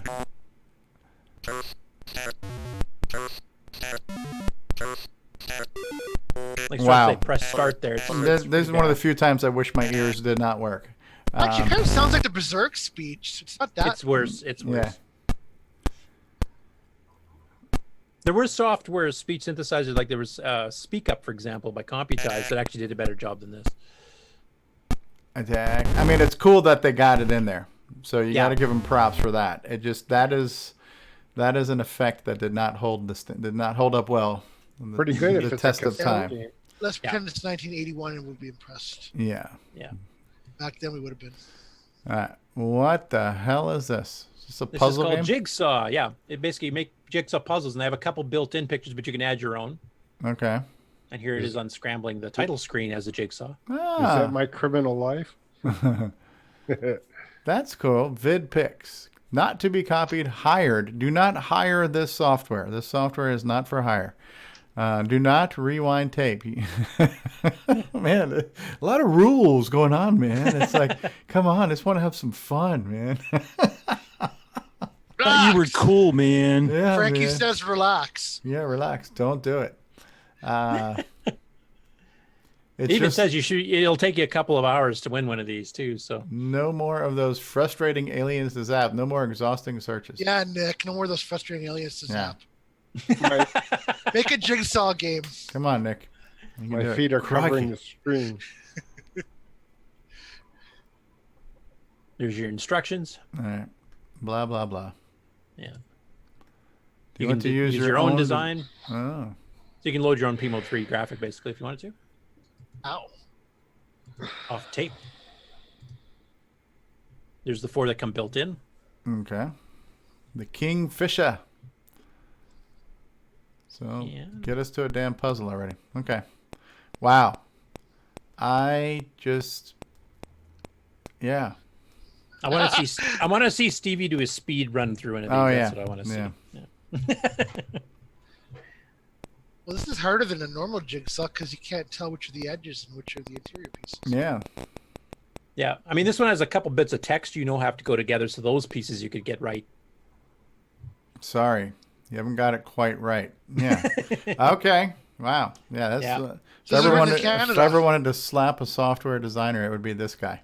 Well, let's see how it should be. It was written in Canada. Yeah. Let's see how it should be. Okay. This Blabby Computer Games is making a lot of stuff, huh? They did. They were one of the main ones, along with Microdeal and there's a couple McDougal's others Last Stand, huh? Yeah. Is he related to Custard at all, or is he the? Could be Sheldon McDougal for I know. All I know. Blabby. I like that font. And clear your criminal record for life. Yes. That's a bonus. Please Obviously, leave the YouTube tape is starting to know me too well. Yeah. Targeted advertising at its best. Please leave your tape running, Curtis. Yeah. Ooh, what the hell? All right, so we got bugs. Yeah, you're strawberries. the red, funny-looking thing on the. Is that a strawberry? What the hell is that thing? I don't know. I have come to the conclusion that a lot of Dragon developers must have did drugs. Yeah. Because they did a lot of strange out there stuff. It was the 80s.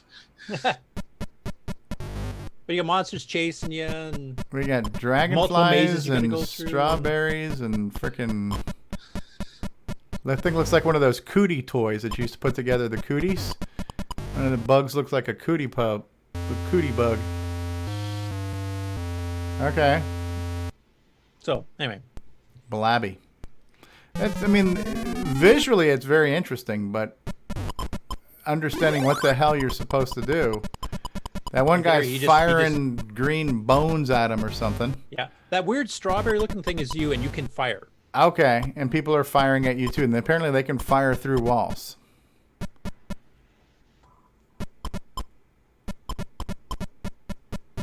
And you got to kind of be patient and wait, so you can't just jump out the corner and get run over right away. So you have to time it. I gotta say the screen redraw is pretty quick, especially if this is in basic. I'm not sure if it's in basic or a hybrid. Okay. Yeah, it must be a hybrid. Like the gameplay part looks to be basic here, but the redrawing a screen, I'm sure he's got an ML routine. Yeah, I was gonna say that's pretty quick. So it's a good example of a hybrid where you can get the extra speed just for the certain thing you absolutely need. Okay. Well, can we speed on to another one because this is making my head hurt? Actually, we don't have to speed on anything because I'm done. Oh, we are done. Oh my All right. lord! My Thank lord! you, Curtis. That was My a lord! great segment on the news. So we're an hour and a half in, so I think we should take ourselves a break. Absolutely. Show's over, guys. Come back Time to go and home. do project updates and acquisitions. That sounds good to me. So we're going to start off with a little bit of Electricity as a Fad by Nick Marotta, and then a little something else. There we go. Nick Marotta on Electricity. Crikey! Electricity's a fad. The biggest market is with open flame. Brought to you by Nitrous 9, Ease of Use Edition. Hashtag OS9 Forever. And now, Coco Thoughts by Samuel Gimes.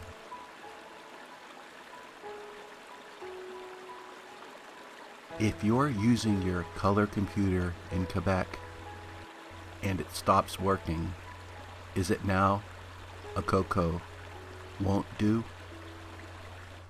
Hello, I'm David Ladd. Thank you for watching CoCoTALK, the world's leading live CoCoTALK show.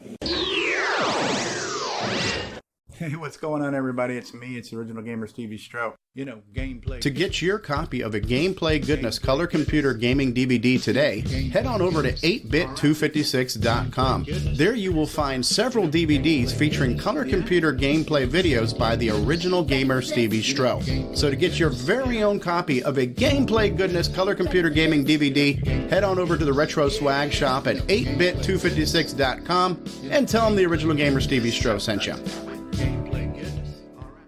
It's a Radio Shack Merry Christmas. This year, I needed to give a real family pleaser. Honey, please help me with this budget. How about a new game, Dad? Please. And I found it. Radio Shack's Color Computer 2. On sale for just $99.95. It entertains, educates, manages, it's expandable, and affordable. Now that really pleases me. The Color Computer 2, sale priced for Christmas, only at Radio Shack. Yeah. Hi, I'm Tim. Playing Daggerith like that idiot from the book. You're watching CoCoTALK. I'm actually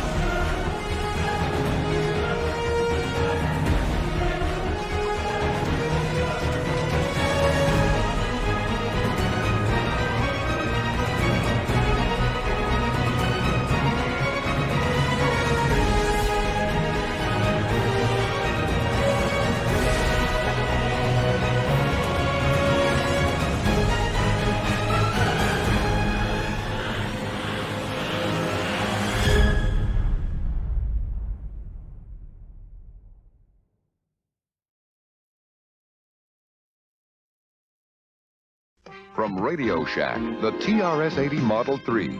And at $200 off, it's a great value. Select from Radio Shack's huge program library. To aid your children's education, plan your personal and household budgets, or to entertain with fast-action games. You can even learn to write programs. The TRS-80 Model 3, on sale for $7.99. Only at Radio Shack and Radio Shack Computer Centers, the computer experts. We now return you to CoCoTALK.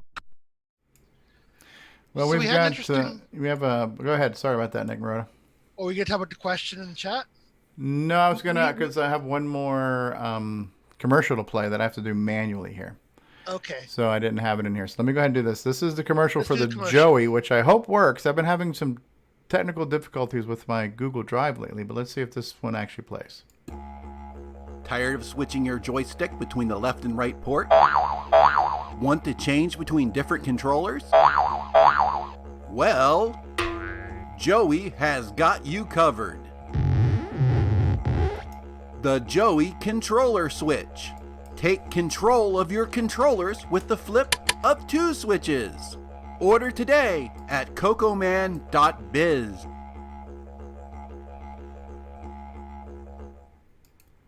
All right. So there is a pre-order on Joey still going on until Monday. You save I think it's $5. It's until Monday if you want to order before then. Is it true you get Nightmare Highway with one? You get a free digital download of Nightmare Highway with every Joey purchase. Awesome. So I know we'll be talking more about Joey during this segment with the projects and acquisitions because a couple of us have gotten them. So yeah, let's start the project updates and acquisitions if we're ready. So who has something they'd like to talk about? I'd like to share a page. You're going to share a page? Yeah, you know my Ron's wife? Garage. Okay, are you going to share okay. it? Yeah. Are you going to share it, Ron? Yeah. Okay. Okay, tell me when. Go ahead. Anytime. Okay. I hit the share button. Sharing is and caring. I pick the screen and hit share. Do you see what I see? We see it. We see it. Okay, what I have here is the dish in my backyard in Rochester. And I put the Coco Black Beauty right here, and I had a stick attached to it, and it would track when the dish was moved back and forth, you know, horizontally. It would, you know, look at different things. There's the Black Beauty with the stick on it, and like a mop handle or something.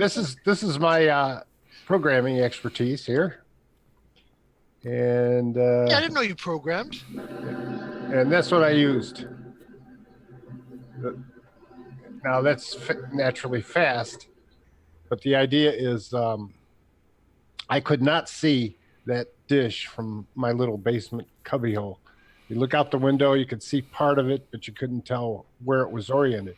And my problem was on the controller, it would scan back and forth, and I'd pick up different channels and stuff. But if it went too far, it would lock up, and I'd have to go outside, go to the dish, and push it back. But at the same time, I'd have to have somebody on the inside push the button to move it so it would go back into sync again, you know? So it was a real pain in the butt. So I come up with this idea so it would never do that anymore. So if I knew that little red button or little red cursor would go all the way over to the far side, I wouldn't go any further. And I knew it wasn't going to hang up. And it was great until I ran over the cable with the lawnmower. And so then I learned that I should bury it a little deeper. So I took my shovel and, you know, and I buried the thing a little deeper, which was good. But yeah, that was, we moved away from this home in 91. So that was quite a long time ago. But, so basically, as the dish was turning, it was moving the joystick, and you could read the value of the joystick to know how far left or right the dish was facing? Yep, correct. That's pretty clever. Pretty innovative thinking. Yep. What I did was I looked in the manual, and it said you can read the values of the, you know, the joystick. It's like 63 to 0, and then same in the other direction. Yep. Mm-hmm. And so... I was wondering, did you use the joystick button to turn on off the illegal descrambler? No, never had one of those. Here's my Black Beauty. I had the Coco 2 out, playing with it, and then I had this is one of the things Paul posted on his page. That's a zoom up of the 64 meg board. Yeah, and he is just a genius guy. A little bit over, he talks to me about this stuff, and my eyes glaze over. But I just blink and I go, yeah, keep talking, man. That was like me and Bill. That's what happened there, too. I also came up with some pictures. Let's see if I can scroll down real quick, fast. Oh, this was my Coco in my shop in 2001. I had my Coco 3 set up next to my important stuff. And then you have that backwards, don't you? Yeah, here you go. That's cool. The Mandalorian Coco. Yeah, now I didn't know who this guy was. I saw it and I thought, God, that looks cool. I'd like to include that in something. So I just threw him in there. Then I made this one here for so it'll fit on the Coco screen. That's neat. And that came with this one here, right there. 1983. So that's all I got. Back to the Future. So I'm going to just keep coming up with this stuff until one sticks and they want to use it. They can use it. Yeah. It's fun. Neat. Okay. Thanks, guys. Keep the hits coming. Keep That's them awesome. coming. I love the Back to the Future motif ones because it's my favorite series of movies. Absolutely. So that's excellent. All right. Anybody else have anything to talk about? I have one quick thing I want to add. Yeah. Go ahead, Just Curtis. one quick thing. Go ahead, Curtis. Amigos Retro Gaming, John Schaller, nickname is Boat, just went live. I just got an email notification on their channel. He's actually doing Ed Snyder's composite upgrade on a Coco 2, live streaming, actually installing it and stuff and taking the Coco apart and taking a look at the stuff. Oh, that's there. cool. So if you guys want to check that out afterwards on the recording, once it's up as a podcast, etc., then if you're interested in that kind of thing, go for it. Yeah, don't change the channel right now. We're still on. No, exactly. This is good. I'm gonna go through the list one by one. So, Curtis, that's good. You good, Curtis? Yeah, that was it. Sorry, I don't mean to kick you off. On to real people now. Yeah. All right. Thanks, Curtis. Thanks a lot. Okay, Stevie, do you have anything to talk about? Yes, I have a project update. So go ahead. So what did not get shown last week because Curtis really skimmed through my video. I had 3 updates, and you got to see. I figure we hear enough from you already, so why would I just prolong the one editing? of the things that I did get that I'll show you guys again, but it's the Don and Kurt Inman, Rob Inman's uncle and cousin, assembly book. So this was sent to me by Dan Loyal, and I mentioned that, and I posted the video that they did. So he sent this because he saw us talking about it. Curtis mentioned this would be a good one to have. This one's in really good shape. It's very shiny. It's in good condition. So on top of that, too, this has now been scanned in the archive. That was the other question, because I think Mark Overholzer had one. He was going to consider figuring out how to scan it, or did I have to destroy it to scan it? But David Lord sacrificed his book to have it scanned. So this book is now in the Color Computer Archive. And I did make a posting about that on the mailing list, too, to let people know that this book is available. So if you want to get this one, it teaches you assembly on the Coco, and it does focus on graphics and sound and making video games. So Cool. So that is an update, and that is now available. Have you played with it? I have not looked at the book yet. No. Gotcha. Looks like you filled in your room pretty good there, bud. Oh, yeah. So I got this today. Literally came in the mail today, but my Joey joystick controller is here. So this is the Joey, right? So you can switch between 2 sticks on 2 different ports and flip back and forth. Just came in. I've also got a special serial number here. It says this is serial number 9. And this is it's certified for use beyond level 1. So. Oh, wow. Those got some AI chips in there too then, eh? Yes. So those are, whoops, I just screwed up my whole video here. Those are my main updates. Now let me go back to switching the screen. Okay. All right, excellent. Thank you, David. It looks like, Stevie, it looks like you put those beard seeds on your face. Oh, yeah. It's like a chia pet. Yes. Yeah, you add beer and hair grows. Yes. Okay, David, do you have anything for us? You're muted right now. Yeah. So on the mouse adapter, because I know a few people have been pestering me on that. The mouse adapter, the current prototype boards that I got actually quite a long time ago. I finally put one together. And so far, the newer design seems to be working. So now on to the next prototype board to try to clean up alignment. And we should be getting closer to a design that hopefully we can get out by Right. CoCoFest. I'm hoping. Awesome. Looking forward to that. Cool. I got a test product that works real good. What's Okay, that? The mouse adapter. Ah, okay. Oh, I see. You have one already. Gotcha. Yeah, they let me test one out. that will be awesome. I'm looking forward to that one. Jason, I know you did nothing at all this week, but I'll ask you anyway. You got anything going on?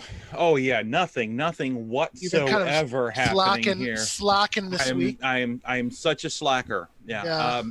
Actually, of course, like you said earlier, that the pre-orders or advanced orders for the Joey controller switch are going to be ending here on this coming Monday, the 25th. That is a $5 discount, so it will be $35 now plus shipping, and it will be $40 after that plus shipping, of course.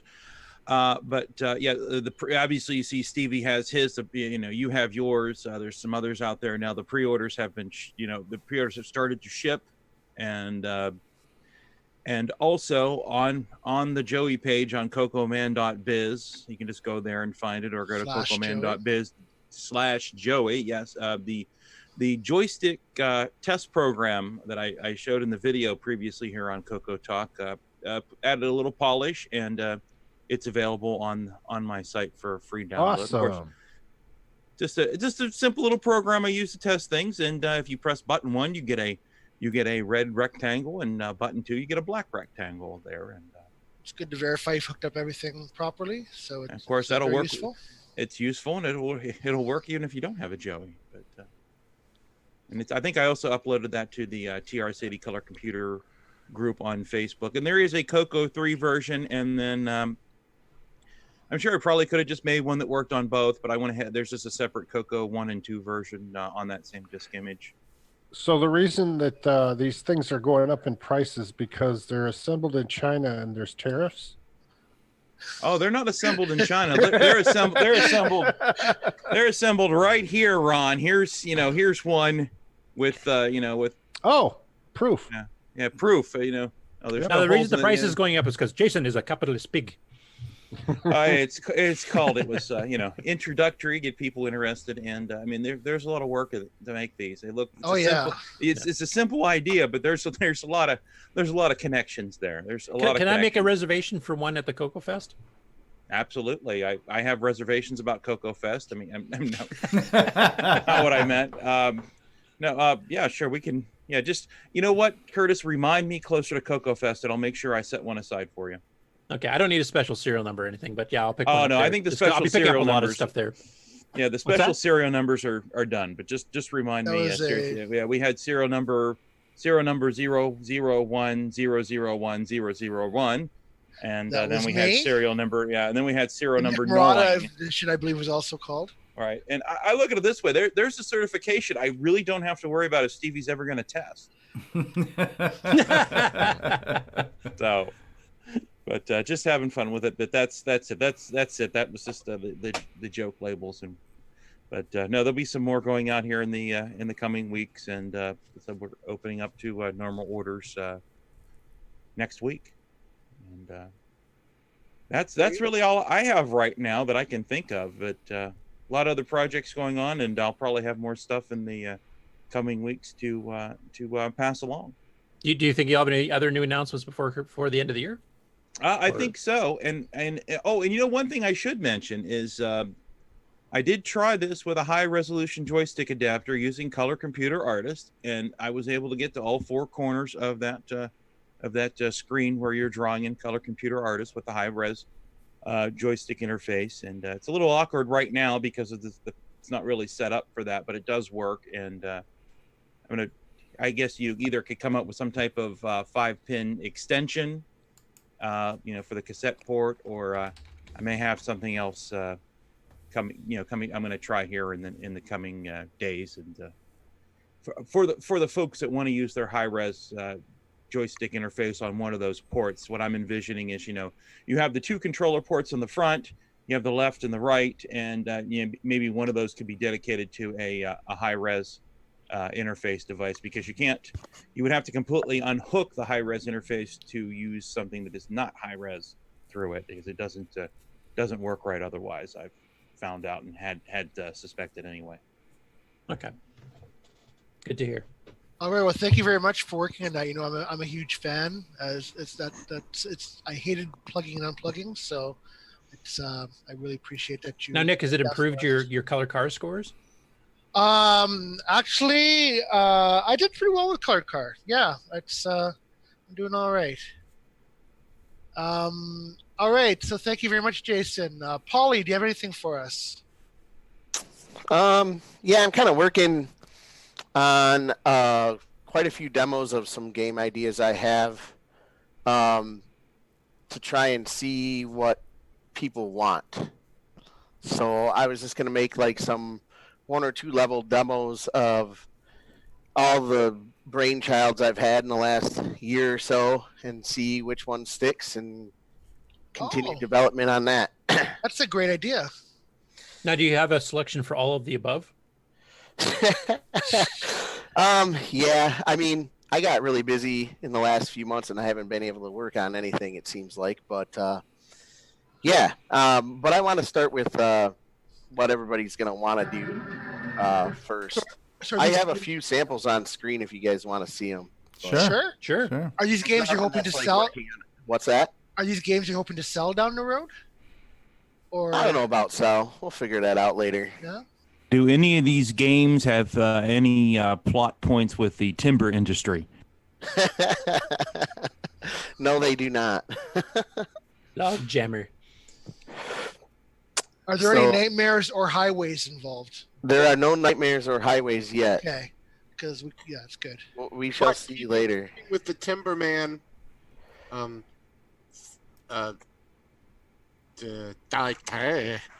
keeping with the Timberman motif, he is doing a game called Ron's Garage, where you have to empty Ron's garage while Ron is filling it. And you have that'd be kind of interesting. Yeah. If this is Downland 2, this gets my vote. Do you guys have? Can you guys see what I have? Because I see it. Yeah, I see it. Tiles. Yep. So there's the tile set and all of the sprites for Downland 2. Yep.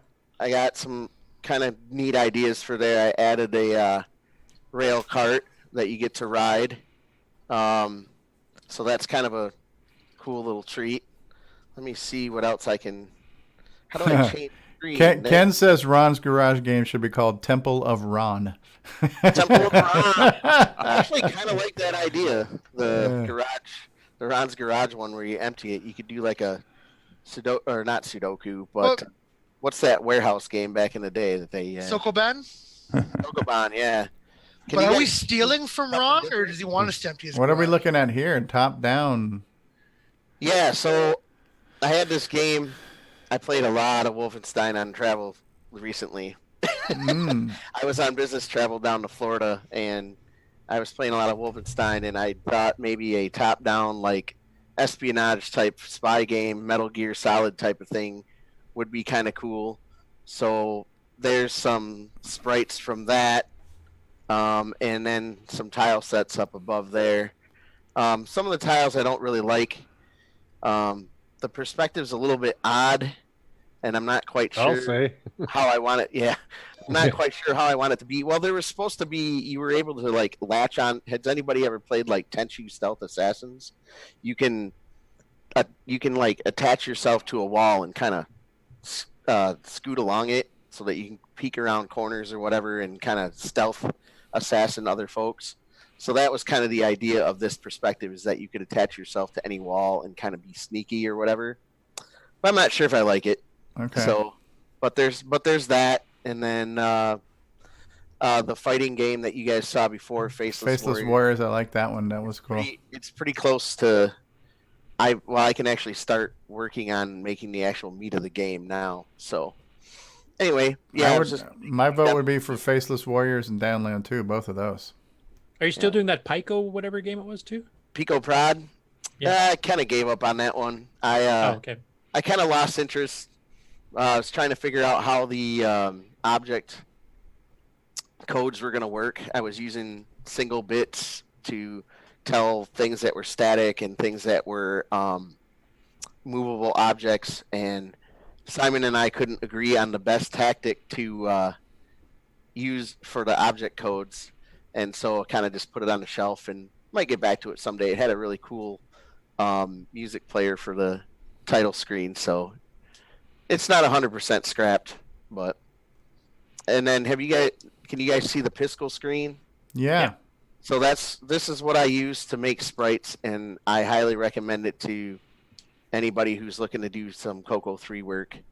And I know Chet Simpson's working on a compiler that will take different graphics formats that you can upload into that, and then it will spit out a compiled sprite like this. So the nice thing about this is that you can set up an RGB palette similar to Coco 3. You can see your animation in, process. You can change the frames per second. 60 is obviously way too fast. So save things in your browser, put them on your computer. It's just a highly recommended program. Neat. That's neat. I was developing a sprite compiler that was based on this, where you could edit the sprite, and it had a lot of similar tools to this. And then it would compile at the end. But then when I found out that Chet had a compiler that was going to be kind of like Glenn's wasn't super efficient without going back and editing a lot of it. Chet's will be a little bit better than that. So I stopped designing it for the Coco 3 and I said, you know what, I'm going to just focus on making some demos of the game so that people can play it and see what they want me to make. So, hey, I don't know whether I should ask this or not, but what's the little farm animal in Transform 4? What's that? The little farm animal in Transform. The little farm. It looks like a sheep on the right-hand side, where it says layers and transform and pallets. That's a sheep. Yeah. That's Dolly the clone. You can clone the current layer to all frames. So Dolly the clone. Yeah. It's a clone. Dolly the sheep. Yeah. That's really funny. Now I think. Yeah, it is. Very funny. Yeah. So that's what that is. I couldn't guess what that would be. I thought that was because you were getting so busy doing your graphics that you could just online order veal to get it sent to your door. You think they'd have like 2 squares that are copies, Yeah, I like the Temple of Ram looking dude. He looks cool. The Temple of Ram looking dude. I mean, excuse me, the Downland guy that's on here now. Yeah, Downland guy. He looks cool. Yeah, I will get it. They're gonna try and get it to just be the walking frame. There you go. So. Yeah, so things are turning out all right. I just got all the sprites for Downland 2 compiled today while I was listening to everybody else talk. So I'm glad at least somebody on the show was productive. Yeah. What does Piscal stand for? I don't know. That's just what they call the app, and it's online. You can just go to piscalapp.com, and it'll bring you here. And you can make animated sprites. It's pretty cool. It's probably a pissed off pickle. That's how Popeye says pistols. It'd be a pistol, right? Yeah. Well, you've already got an excitement for a Downfall 2. Downland 2? Yeah. A couple of years ago, too. I have a really hard time sticking with one project. So Paul, I think it's nice of you to enlist some input, but honestly, my suggestion would be make the game that you want to play, and people are going to like no matter what you do. But the problem sometimes is when you enlist community involvement, you get all this feature creep, and you get these committees and these camps, and you're the guy making the game. So screw everybody, make the game you want to make, and that's it. Do you know? Yeah, I know. So here's the problem. I do have a question. Yeah. As long as it has a real-time clock, we're good. Yeah. Now, have you considered writing a game that involves dodging furniture on a highway? I actually have, yes. No, I'm just kidding. I haven't. That seems like a lame concept for a game. So. Yeah. All right. Thank you. Nobody very would much. be silly enough to attempt that. So. Yeah, thank you. Thanks for the input, guys. Yeah, Thanks, yeah. Paulie. Yeah. But yeah, I definitely like the whole Downland 2 idea. That's a game I would definitely play and buy. And the same thing for that Faceless Warriors. From what I've seen from it, it looks like a quality product that we have not seen yet on the Coco. So Cool. Yeah, that one's pretty close to completion. I could probably just shift over to that and get that done over the winter time is what I'm hoping. So, well, that's a good idea, Steve. Like I said, though, I want to play all of them that I have ideas for. All games I want to play. So that's where I come up with my ideas from. So. Yeah, I hear you. If I could get some help programming, that'd be the next thing. That would be amazing. But Simon helps a lot. But all right. Anyway, that's enough for me. Thanks, Thank you, Paulie. Thanks, Paul Thayer. We appreciate you. Okay, so John Laurie just joined us. John, we're just doing updates and acquisitions. Do you have anything you'd like to share with us? Nope. Just got home, was doing a little running around, and thought I'd jump on and say hi. Awesome. Everybody. Just didn't want to skip you just in case. I'm glad you joined us, though. Thank you. No, thank you. Thank you. You're too kind. Nick Marotta. Hey, get your own name. Well, you started off well. You got the Nick and the Mar. Then you just went off track after that. So. But you're close. You're close. You're close to perfection. Anything to talk to us? Anything to talk to us about, man? The only thing I've been working on is Gunstar, and I guess I can only announce that official coding for Gunstar is complete. All right. The main coding is all done. Now it's a case of fine-tuning, little touch-ups here and there, game testing, and just getting it finalized. That is excellent news. Are you gonna have a cheat code for Stevie to get to level 2, or? Well, I did add the WIMP mode, so. Oh, okay. So, what are you targeting currently for release date? Well, I'm Coco just wondering Fest whether or I should make it a Coco Fest announcement, but that's still another 3-4 months away. Is Gun It's Galaxy April this year, I believe. Yeah, it's 5 months away. 5 months away. Is Gun Galaxy the next chapter? Oh, well, it's got to have a star at the end, so Pop Star, Gun Star, so maybe I don't know, something. I else thought you with a just star. go to Galaxy. Galaxy Star. What star? Well, Sheet we were Star. talking in chat last night that we'd love an update to Outhouse. So how about an Outhouse star? Yeah. Shite Star. Shite Star. Well, that's excellent news, Nick. Thank you very much for sharing that with us. It'll be an Australian-themed game called Croc Star. Croc Star. Croc Excellent. All right, Al Hartman, do you have anything to talk to us about? Sure. Recent acquisitions were I got from Carlos Camacho, one of his Coco 3 badges, which I like. Nice. And he sent a replacement warranty sticker, Oh, neat. so I can re-warranty my Coco 3. Bring it back to Radio Shack if you had to. Yeah, it's I'm like I'm sending jealous. girls to the Virgin Islands to get re-virgined. Heyo. All Never right. heard that And one my- before. Go ahead. And my more recent acquisition, it arrived yesterday, and it's not on Coco Topic, but it's a Commodore 64 Mini. Oh, that's neat. cool. Neat. I got one of those too that I have not played with yet. They're Yeah. on That's for the sale smaller at- windows, a little bit larger than the MC10, though, right? Yeah, it's wider, but the computer is so light. There are 3 weights screwed to the bottom of the case to give it heft. Wow. Well, I saw your post. You got a good deal on it. Yeah, it was on sale at Amazon. I don't know if it still is. It might still be $29.99. Yeah. So for And that at that price. price, even though I'm cash poor, I couldn't resist. Yeah, Yeah. The actual joystick on it is a really good quality 8-bit, like 8-directional stick that is USB based, so you could use it on an emulator or a PC or anything else too. So I really. Oh yeah, the later one is improved. The original Yeah. models of the Mini had a really crappy version of the joystick. that Okay, were great. no, I like the joystick that came with it. Yeah, those Yeah, replicas. the newer ones have the newer joystick, and the C64 Maxi, the full-size version, which is basically a similar, not the exact same, because it has 4 USB ports, will be out next month in time for Christmas. I think that one comes with an optional pad too. That's called the C64 Maxi Pad. So yeah. Yeah, we had a bit of a discussion in Facebook about the C64 Mini, and yeah, if you know what you're doing, you can get a Raspberry Pi and blah blah blah. But I think the replicas are kind of cool. Well, you see, since this is basically an ARM-based mini, like a little tiny computer, I was wondering if someone couldn't port a Linux to it. There probably is a Linux that runs on it. And then put a Coco emulator on it. Oh, I'm sure. Turn that into a neat Coco Mini. Yeah, you could. Just because that's what it is. It's basically a Linux box running a Linux box running an emulator. That just sounds so wrong, running a Coco on a C64. Yeah. It feels dirty. Even $29 for a case is a good deal. Right? Yeah, absolutely. Yeah, it would be an improvement.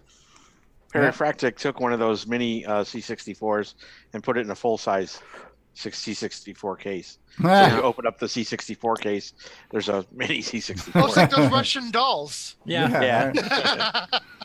Yeah, he bought one of those. He bought an adapter called the Kira that he plugged into the USB port on the Mini, and then he could put a full-size Commodore keyboard on it through the Kira, and then the Kira also brought in regular Atari joysticks. Yeah, it actually does work. Yeah. Actually, Al, I forgot I wasn't supposed to ask you because of that Uke comment you made earlier. So. But thank you anyway for your update. I'm sure the others did. No, thank you, seriously. Take off, Nick. Yeah. Take off, Nick. Forget about it. Take off, Nick. Forget about it, man. Yeah, I said it 3 times this time. Thank you, Al. Brian Weezer, do you have anything to talk about? What, were you done, Al? Did I cut you off? Oh, no, I'm here. Nope.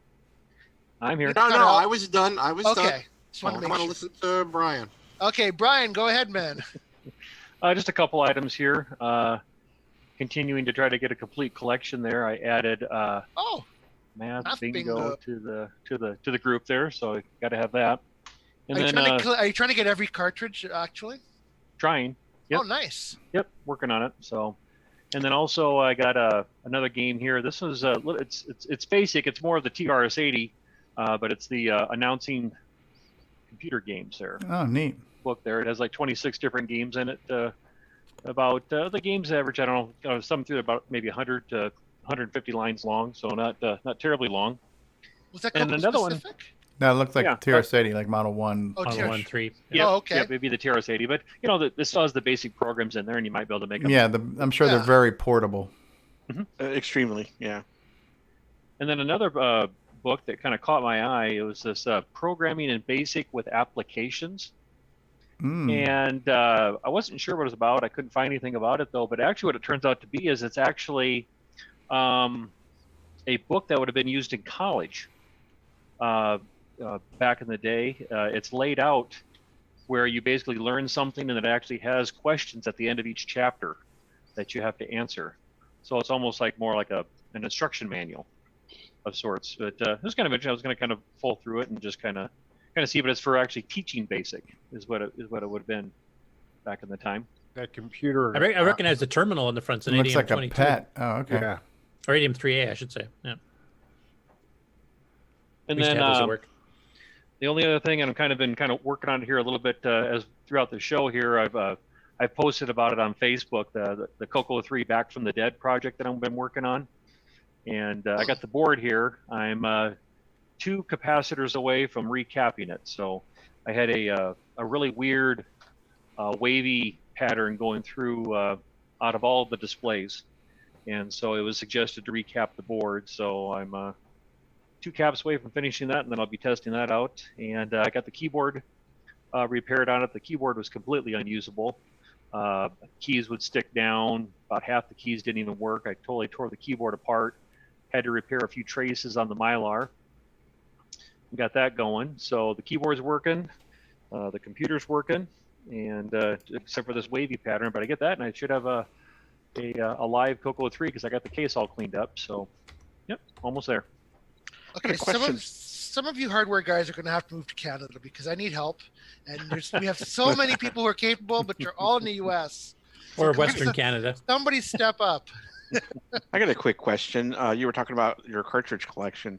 Is there like an official number of, like I'm assuming you're going with Radio Shack sanctioned cartridges that Radio Shack put out?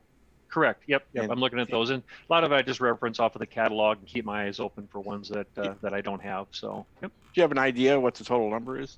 No, I don't. I was going to go through and try to make a complete list, so that way I can continue to mark them off, so I can narrow it down to which ones I don't have. So, Yep. No, that is something I want to do, is to get a full list of what was available. So.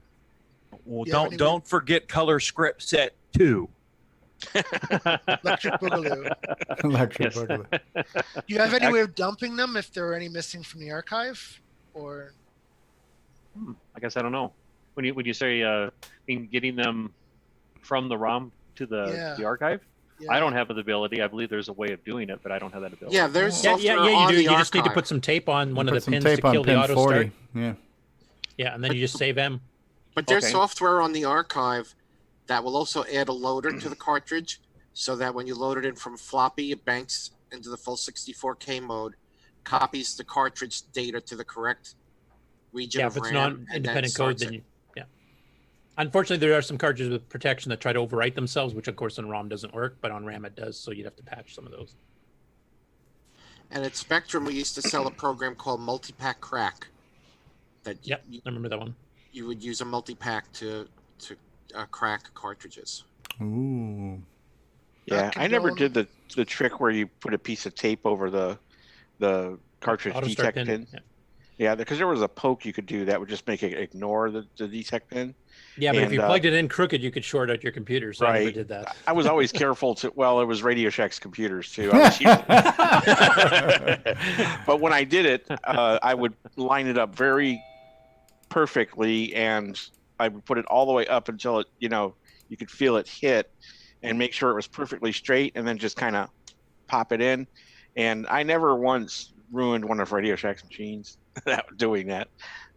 But I think nowadays, with them being ancient, 30-year-old plus computers, I would use. Yeah, I just did the tape thing. It was so much easier. Just a Yeah. little piece of masking tape and just cover the one pin, and then you were fine.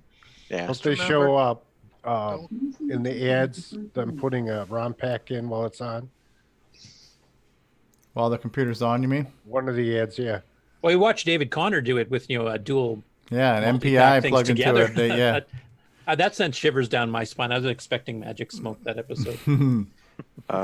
Dave Jones from EEV blog was showing these ads where they were soldering, and they were holding the soldering iron from the lower part where where it gets hot.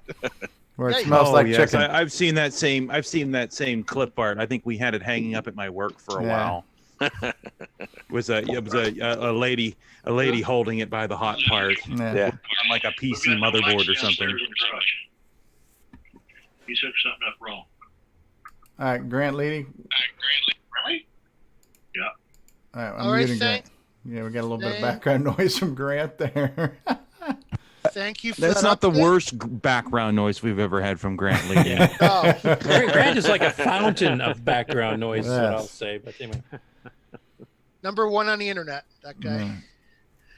All right, thank you very much for that update. Now we also have Terry Stiggy. Do you have anything to talk about? Yeah, I've got a couple things. I did get my Joey from Jason.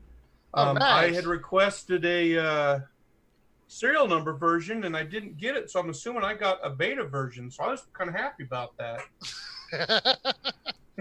Those were he just wanted to put serial numbers in the first couple. That's right.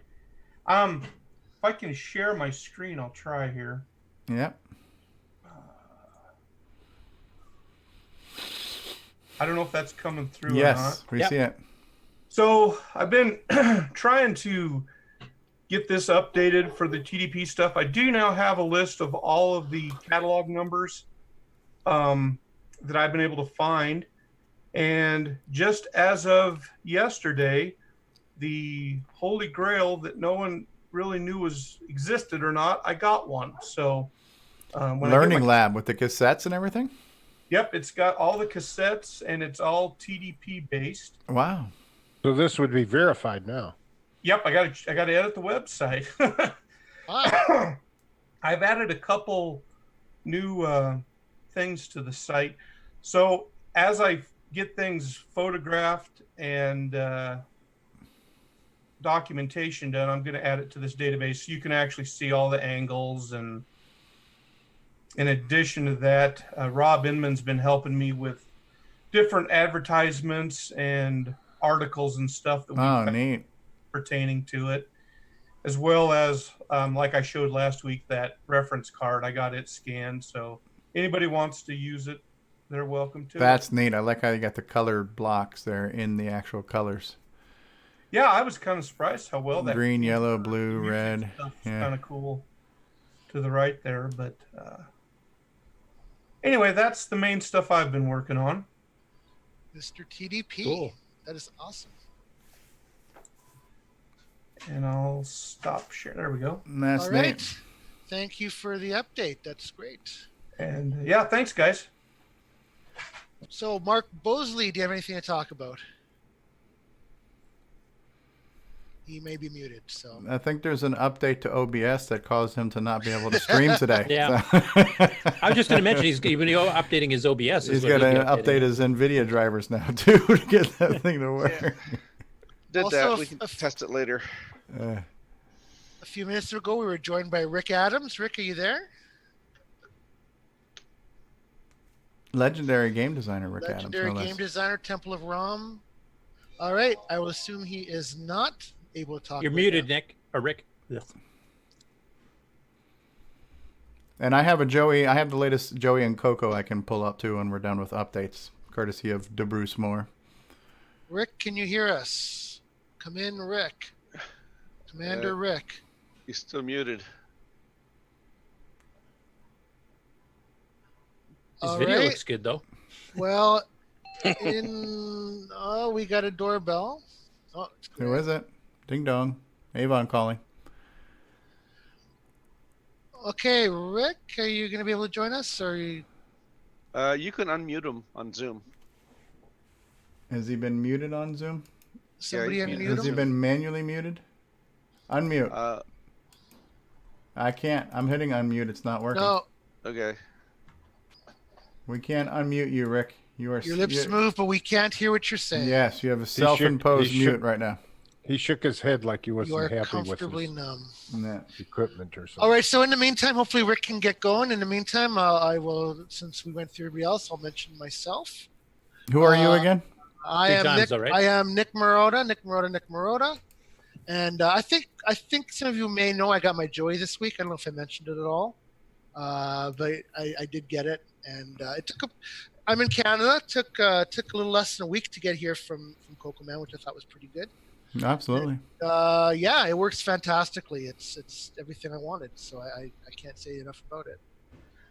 So I've got my deluxe joystick in one port and my Paragon in the other, and I'm able to switch between digital and analog depending on what game I'm playing, and that's all I wanted. So Test. Right.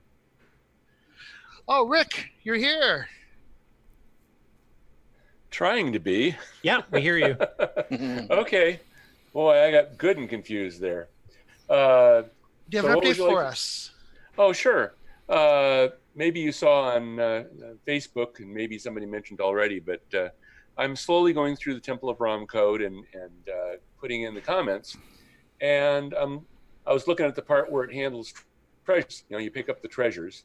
And here's the part where it adds the score of the treasure that you just picked up. And then I said, well, why am I calling the add score routine twice? Well, let me look into this. So I found out, oh, that's right. I remember. I had it programmed so that if the bat is chasing you when you pick up a treasure, you get double points. So nice. Yeah. Well, I had programmed that in, and I completely had forgotten about that until I found it in the source code. So I just thought that was kind of fun. And it wasn't mentioned in the docs either, was it? No, it wasn't. I specifically looked, and they didn't. I'm sure that I told them, but they didn't put that part in. So Curtis yeah. is a resident game expert. Was that something that you were aware of, or no? I'm not a resident game expert on that. There's only some programs recently I've been going through the fine-tooth code. I think William Astel's the one who did the disassembly for Rick, didn't he? Yes. Yeah, so he'd be the one to ask. You do have your Coco game site, Curtis. Yeah, and you played a lot of games back in the day. You're like, oh yeah, I know this game and that game. Yeah, back when I was young, I used to play a lot of games. Exactly. But the source Go code ahead, to Temple ROM, I'm slowly commenting all, and it's like about 7/8 commented at this point. And all of that is actually on the web, on my GitHub, and anybody that wants to can look at that. Very cool. If you want to look at the 1/8 that isn't commented and come up with comments for it, that would be perfectly fine with me. I don't know if my comments would be useful. Oh, there's that stipulation. Oh, okay. Send comments on an 8x11 card to. And how is progress going on expanding the game, Rick? Oh, well, expanding the maze, that part at this point would be easy. So because it's easy, I'm not doing it. I'm just doing the hard part. I've added 2 monsters. I haven't added any further treasures. I kind of want to. The reason I'm looking at the treasure code right now is I'm thinking of altering it so to support keys and doors. So you pick up a key and now you can open a door. Neat. So that's not really implemented now. That's just sort of an idea in my mind. But that's the only major feature that I have to add before I'll call myself done. But specifying where the walls and the treasures and the monsters are done in a GIF that's done from a Photoshop file. And if you have Photoshop, you can pull that up. That's part of the GitHub too. And you can see the existing maze and all of the existing treasures and monsters and a couple of new monsters in there. And if you wanted, you could make your own. And eventually there's going to be some sort of a facility to turn that into a game. Or if if you're a total fanboy and you wanted to do that right now and gave it to me, I would just build it and give you the result. What was that last part now about the building? What now? If somebody gave me a GIF that was made from that with a different level, I might find it, in my heart to run that through and build a game and give it back to you. Ah, okay. There isn't really an easy way to do that yet. I'm trying to think of how I might do that. Okay. So I'm done. Well, thank you, Rick. I do have something for Rick I'd like to show, though. Mm-hmm.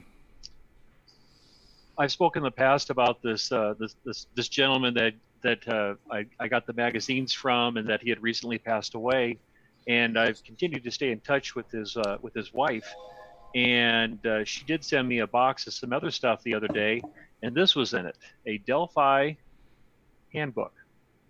Yes. Oh. From the day. I have one of those. Yeah. Yeah. I thought that was kind of interesting. There, it was kind of a handbook that kind of Very shows much so. of how the groups and the commands and everything that was laid out in there. So I just when I saw Rick, I thought about that. This book was in that little box of goodies. There you go. Very good. Oh, there you go. There you go. The Delphi Club. Yes. So. All right. Thank you. Go ahead. Also, someplace I have. Someplace I could probably find it. I have the Delphi. I can't remember what they called it, but it was like the Delphi yearbook, which had pictures of lots of Delphi people in it. Oh, interesting. So I might be able to find that. You never know. That'd be cool to scan in for the archive. Yeah. It would actually. You're right. Okay.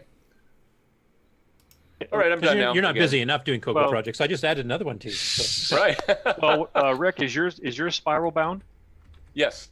Okay, the one I have here is in a 3-ring binder, so I can take it out very easily, and I can scan that as a PDF very easily. Uh-huh. So I don't know who that would go to. Not me, No, but I can certainly for the put it together. archive. Yeah. So, Yeah, sure. for the archive. Is there a Delphi section starting to form in the archive there for the Coco related stuff, or is it just on your site? Didn't Chet upload the Delphi archives? I think he uploaded Delphi, some of the CompuServe, and there was some BBS stuff from the list. I think he uploaded the database for it that Right. based his on. Who owns And the archive? Guillaume Major. Question. Well, I could certainly upload it there, and he would know the appropriate spot to put it. So Yeah, Mm-hmm. absolutely. Or create Okay. one if needed. And I put that database on the web at delphi.rickadams.org, I think. Now I'm trying to pull that up right now and see. Yep, delphi.rickadams.org. Yep. So you can live like we all lived back in the day. Yep. With our 300 baud modems. Speaking of the archive, I've uploaded a whole bunch of my pictures that I've collected over time to Mr. Major, and he's going to put them up there. Oh, neat. Does like Color Max pictures and CoCoMax, that type of No, stuff? they're all BMPs with BINs of The Sockmaster high color. The high color stuff. right. All kinds of them. That's so neat. for me, besides the Joey this week, I did have one more acquisition. Somebody very nice in the group took pity on my pleas, and I finally acquired a speech sound pack. Yay! I've been so close to getting one, and the guy sold it out from under me and made me upset. Somebody else stepped in and said, I've got one for you. So I got it, and it's working, and I played Waterfall with it, and it's so awesome. So you got an MPI too then? Oh, I have I already had the mini MPI. Oh, okay. This guy was selling an actual MPI as well, which would have been okay. I wasn't really, if I got one, that'd be great, but I was really wanting a speech sound pack. And this guy was selling the speech sound pack, the MPI, and another Orchestra 90 for a ridiculously low price. And I think he caught on that it was a ridiculously low price because he relisted it at a more reasonable, higher price. More reasonable for him. For him. Now, And, Nick, did you ever get the chance to take a look inside your Coco 2 to see if it's a socketed CPU or soldered? I did look at my one. I started going through my dead Coco 2 is socketed, so I've got renewed interest in maybe getting that back to life. And I haven't looked at my other Coco 2 yet. Okay, because if you can get that one working again, those new 6309 games like Gauntlet and F-16 Assault all use the sound speech pack too, and you'll get the increased speed without the speech pack quitting working like a double speed Coco and a Coco 3 does. So. And the VDG is also socketed, which I assume would make Coco VGA installation easy. Right. Possible, yeah. Yeah, depending on the board, yeah. So so I've yet to look through my other Coco to see. Well, I've got two other Coco 2s, and one is like the T1 chip, so I'm sure it wouldn't be socketed.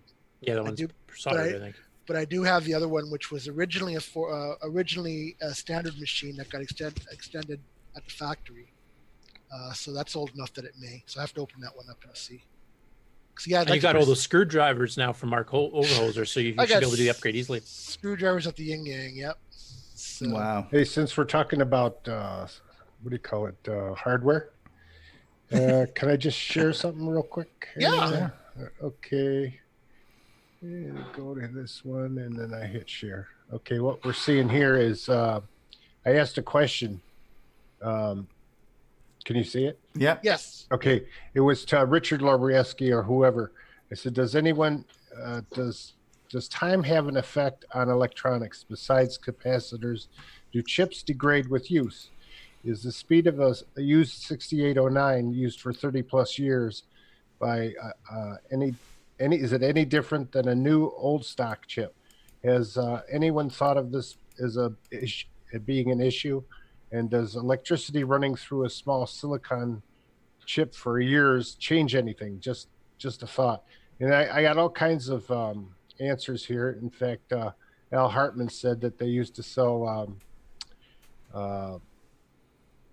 what do you call them? Spectrum Projects used to sell a CPU cooler for the like a heatsink. Coco 1. Yeah, well, no, what it was was it was a replacement for the cover on the RF shield that was over all the major chips. And you buy this and you plug it in, and I don't forget how you'd hook it up to power. I don't remember how you hook it up to power, but you can see it there in that picture that Ron is showing, and right here, see it there in front of me, and that you would put in your Coco One, and you would have a fan to cool the inside of the Coco. Now, the other thing that Spectrum used to sell was Bob used to sell these little metal heat sinks about the size of the 6809 chip. Hey, Al, what's this here? That's a PBH. That's a PBJ. Serial parallel. Yeah. Oh, PBH serial. Yeah, I have one of those. They're nice. Yeah, I had one too. I run my Gemini 10X on that. Well, you had it right there. And look right behind you there. That is either a serial port switcher or it could be a joystick switcher. Bob sold both. The little metal fans were black anodized aluminum, and you put 2 dabs of super glue on each end of the chip and a little dab of heatsink compound in the center, and you'd stick that on the chip, and you would cool your SAM and your CPU and your PIAs. Neat, huh? But now you can buy on eBay small little heat sinks that are self-stick, and a lot of the guys that recap Commodore 64s put those on the chips on the Commodore because the MOS chips are fragile and they tend to fail, and they fail mostly from heat. So putting the heat sinks on the chips helps if you increase the life. Oh, my phone's ringing. If you can get time and take a look at these VCF talks that Bill Hurd did, it's really interesting about how chips work and all. Neat. Very, very neat. And then there's all these responses to my question. It makes you learn a whole lot about that stuff. seemed like that was a good topic. You got a lot of engagements in it. So Yep. So check it out. That's it. Cool. I just Thanks, thought I'd Ron. share that. Yeah. Yep. No. There really are no dumb questions. If you don't ask it, you're never going to know. So, anything that's curious to you, you might not be the only one who has a similar, Yeah, thought. the only dumb question is silence, like not asking. Yeah, exactly. That's cool. Which is why I'm quiet all the time. Hey, before we forget, can I go ahead and pull up the Joey and Coco thing for you guys? Yes. Just because I don't want to forget, and we can continue to talk about our updates and all kinds of stuff. So just hold on one second. I got to find how to get to my left screen. Left screen. Did Bruce actually announce the new Joey and Coco? He did in chat. Oh, okay. All right, can you guys see this? Yeah. Okay, so this was last week's Joey and Coco. So we're gonna refresh your memory on that one, then we'll get to this week's, right? So last week it was number 7 called "You Didn't," right? And so this is Joey talking to Coco. He says so I put the tape, I pressed play and record. He's like, yep. Then type C save. That's a cool sound it makes. Yeah, it makes 2 tones that are 0s and 1s. Computer talk instead of music. And that was a pretty good discussion you guys had last week. I wasn't here when you got into that, but got into the whole thing. And then in the background you hear his dad saying, anybody see my ABBA's Greatest Hits tape? And then Coco's like, you didn't. Right? So that's a recap on last week's Joey and Coco's. That's number 7. Now new for today. That was number 6, I should say. Number 7, Joey and Coco. It's called Dad's Still Upset. So here we see Joey and Coco. And Joey, I guess this is Coco asking Joey, Dad's still upset about recording over his ABBA tape? And Joey's like, nah. And those blank Radio Shack tapes he gave me are totally tubular. Who says that? That's an 80s Who reference. says that, right? Now he's like, he must think that his Coco is like Siri or Alexa because he's talking to her. He's like, C-load tic-tac-toe. Gonna whoop you. And Coco starts loading his tape. He goes, bring it, pal. And here you see like the sound in the background there. The bree. And then in the last panel, Joey's like, what's an I.O. error? And he's like, you still have that program listing? All right. So apparently whatever he's trying to load from tape didn't quite make it. So the trials and tribulations of loading off tape. I got to say, I rather enjoy these. This is a neat new thing for the Coco, Coco content, and it is also it's been Nostalgic. somewhat, well, not only that, but it's been kind of discussion provoking as well, because you guys got into the whole discussion of how does the information actually get stored on the tape? Is it zeros and ones? Is it, is it this? Is it that? So it was kind of cool to hear you guys talk about that last week, on that. So there's the latest Joey and Coco. Thank you, DeBruce Moore. And back to you, Nick Marotta, on your fantastic hosting job. Thank you. Yes, before I got my Coco SDC and I was loading programs off through WAV file off the computer, it brought me back to those days of C load, please load, please load, please load, and get halfway through and bail out. And I was like, yeah, I remember the frustration well. So the struggle was real. It was. These kids today don't know. So, all right. Well, I know all about that. with my I said these 3 kids 20-minute don't know. cassettes. Yeah. Yes. All right. So that was, anybody else have anything else they'd like to add to this segment? Updates, acquisitions. All Anyone? right. Anyone? Bueller. Looks like Jason is doing spelunking through the caves. Yeah. Jason, you whipping out some more Joeys? What are you doing over there? Besides being muted. Of course, there we go. Little technical difficulty there. No, and just the only thing I could add to the whole tape thing is don't try to save on the clear leader. That was something we learned early on that didn't work when we would not have the special Radio Shack leaderless tapes.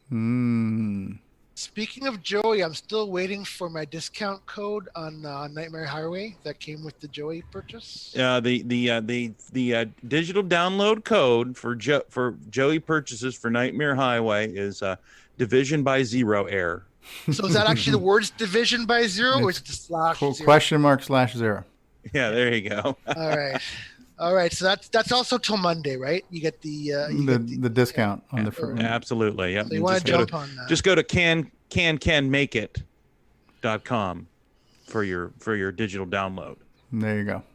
Actually, your brother did say he wanted a 5-finger discount on the Joey. So I want to talk to him about that and see what that means. I don't want to get involved. Yes. But I assume you must be talking about chicken fingers. Need some barbecue sauce. I'm actually getting hungry right now, so stop talking about it. Yeah, me too. That's actually okay because we may be running out of show. That's fine. That's fine. Anything else to? My wife has a crock pot on, so it really smells good in crack here. Pot, you say? A crack pot. She's got You called your wife a crackpot. I did not. I'm already in trouble for getting a computer this week. Did you happen to see that on my? I What'd you get? I got a IBM single core computer from a guy next to at my mom's apartment complex. He's like the janitor or whatever, and they're cleaning out this house. And he says, "You want this computer?" I go, "Sure." So they gave me 2 Dell monitors, VGA monitors with it. And I showed it on my group, and my wife is going like, "Oh no, more computers? Did you just get these?" And I put on there I said I rescued past tense. You rescued. There you go. And she goes, "Oh." And then I said, like 2 hours ago. Yeah. You got to bring it to a no-kill shelter after this. So. Yeah, really. So is there a cot in Ron's garage to sleep on? I have the observatory out back, which is real comfy this time of year. There you go. Nice. Okay, so why don't we go ahead and run a couple more commercials, and we'll come back with some final thoughts. Wow, do you bring the actual word professional to professional show, Nick Marotta? I want to say. I listened to you, and I'm just emulating what I heard from the best. This is absolutely amazing, and in your honor, we will get a CoCoDo, Wallaby, and Fletcher in this triple play commercial block here. So, hi, it's Curtis Boyle, part of the CoCoTALK crew of people. Hey everybody, this is Bill Noble, co-author of Nitrous 9. You are listening to CoCoTALK Live, the leading live CoCoTALK show. Good day, mates. This is Nick Marionettes author of such color computer titles as Donut Disaster, Rupert Rhymes, and Rockstar Pilot. And I am here today to tell you about the world's most fabulous operating system, OS 9. OS 9 and its current incarnation Nitrous 9 is the most advanced operating system ever created. And what makes it so good? Ease of use. I find OS 9 so incredibly intuitive that I haven't once cracked open the user manual. And yet I've been able to create such incredible games faster than the time it takes to sing Waltzing Matilda. Using OS 9, I expect my next game, Funstar, will be done this weekend and distributed exclusively on ROM cartridge. OS 9 forever. Any resemblance to actual events to persons living or dead is purely coincidental. Radio Shack has a great gift idea for the whole family. Fast action TV games, and they're on sale. Get this 6-game model for $29.95 or the 4-game model for $21.95. With rising entertainment costs, that's a real bargain. You play hockey, tennis, squash, and more. Easy to hook up and great family fun that lasts all year long. The sale price TV games. Only at Radio Shack, a Tandy company. Hi there, this is Mark Overholzer, and you're watching CoCoTALK, the world's leading weekly talk show where you can join in. Hey, come watch us and see what's happening in the world of Coco. CoCoTALK is brought to you in part by Placeblex Dietary Supplement. Placeblex, we think it works, so will you.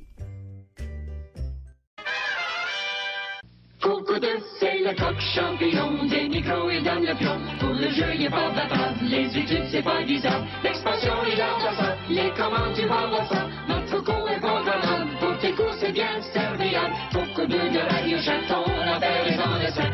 Un ordinateur couleur qui a de la personnalité. Le CoCo2 de Radio Shack. On solde pour Noël à partir de 149,95. CoCo2 de Radio Shack, ton affaire est dans le sac. C'est toi et CoCo2.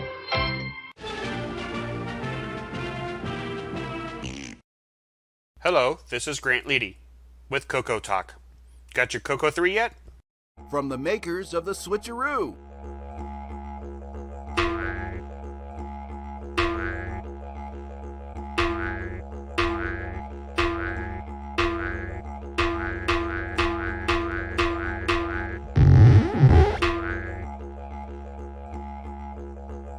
Wallaby Cable, Color Computer 3 Dual RGB Cable.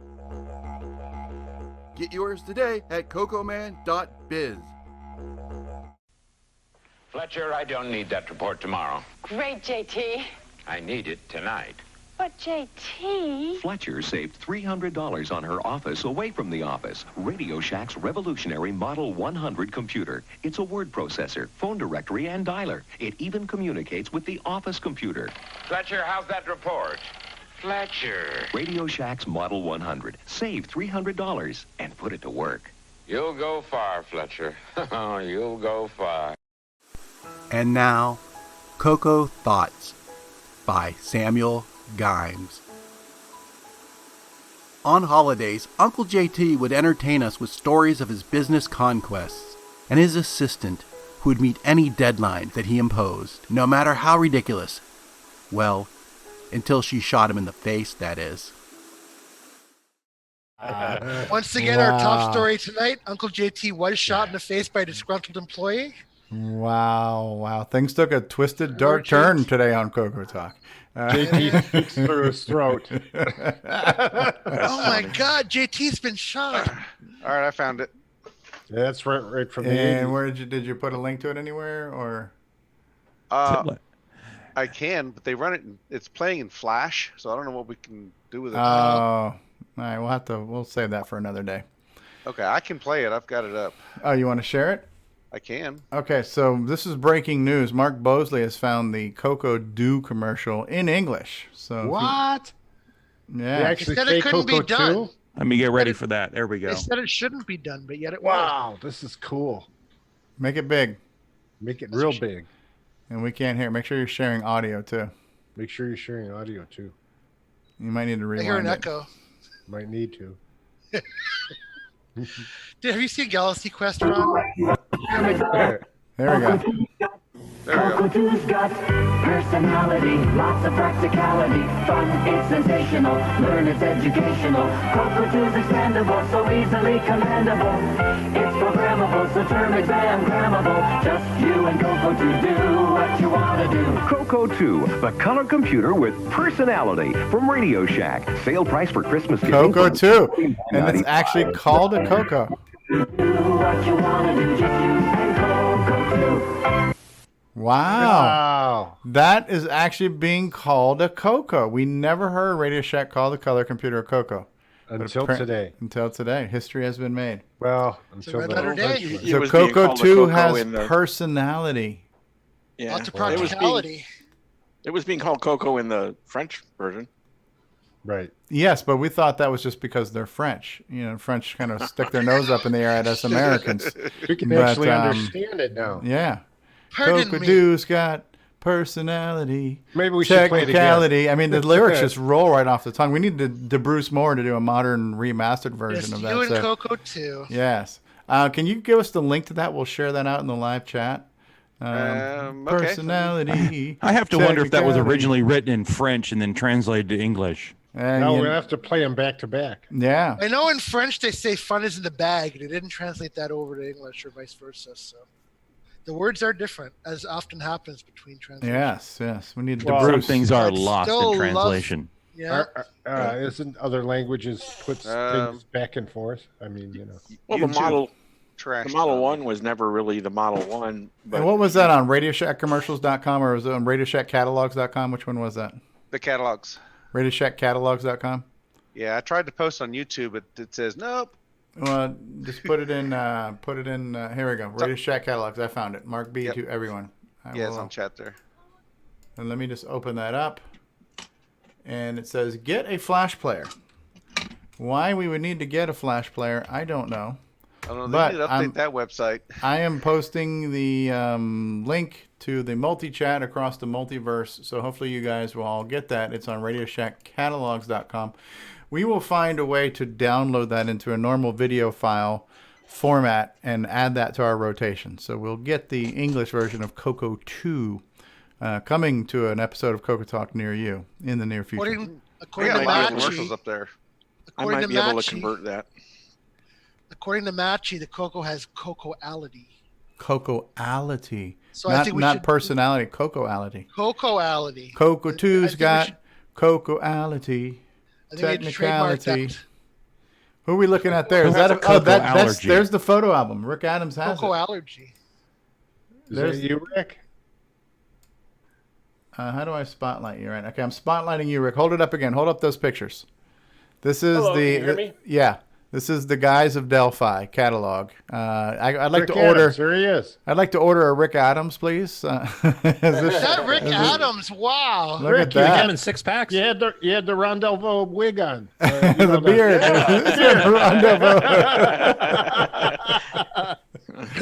Oh, that is so cool. Oh, you haven't changed. The Delphi yearbook. Wow. Do you have any other Coco personalities in there? I Or am Delphi? wondering about that. There's not a whole lot. There might be like Boise. I don't know. Let's see if it doesn't seem to be in any order. So I would have to CoCo2's got Cocoality, Technicality, technicality. 6-bit DACA-ality. Yeah. Well, I'll have to look through it and see. But I don't. I'm just sort of randomly flipping through and not seeing anybody. So. Well, you made the cut. Yeah. Well, of course, yes. You're too Maybe kind. you need to turn the light up a little. Oh. Well, that was a good find. Thank you very much for that, Mark. Now we have a new jingle. Nice. Well, Nick The Marotta. French one will always be in my heart because that's the one we saw first. Absolutely. The English one is cool. Nick Marotta, you've done an excellent job hosting this week. Thank you so much. Thank you. It was fun. Mark Bosley did an excellent job trying to stream the show this week, but technical difficulties pursued. Push the Other button. than It went failing poof. miserably, it went well. Yeah. Sorry, go. So and blue smoke. So we're okay. And we literally put Nick Marotta on the spot at the last possible second. I'm like, Nick, why don't you go ahead and host a show? And you did a hell of a job. You did a hell of a job, Nick. And so this is great. These fire drills are great because, like, it's nice that we have more than one person that can stream and other people that can co-host and host. And Rob Inman did a great job last week. Curtis and Steve Bjork tag teaming has been a great job. And honestly, the show kind of hosts itself. We've got the whole panel. We can all say our 2 bits and keep the train on the track. So that's great. Great job, Nick Marotta.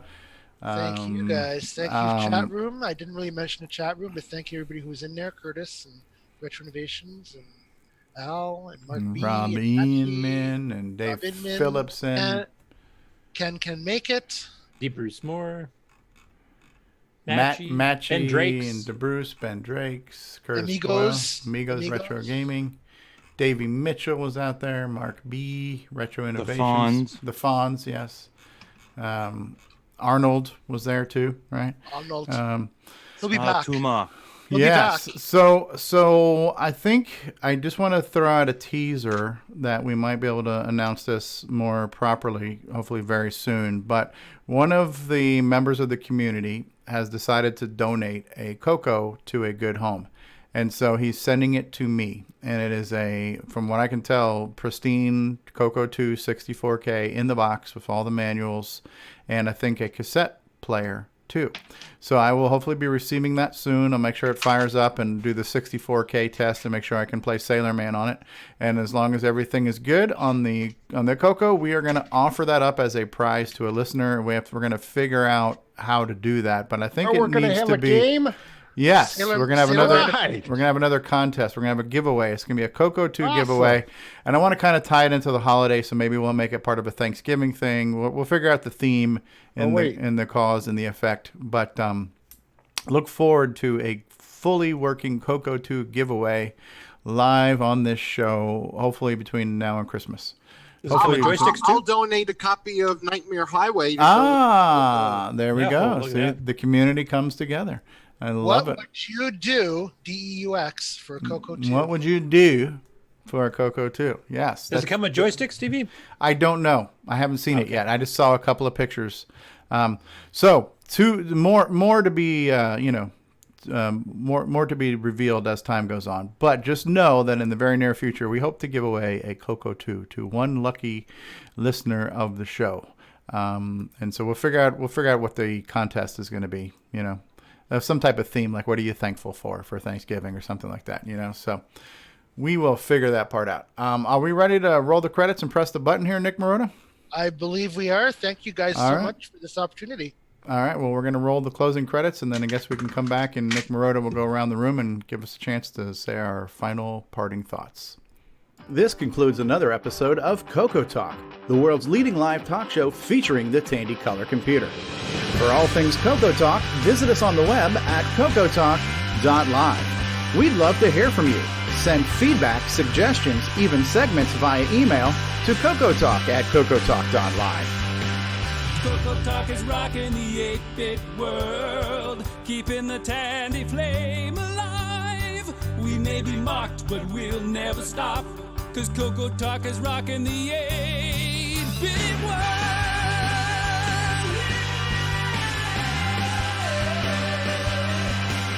Consider supporting the show with a purchase of merchandise from our retro swag shop at 8bit256.com.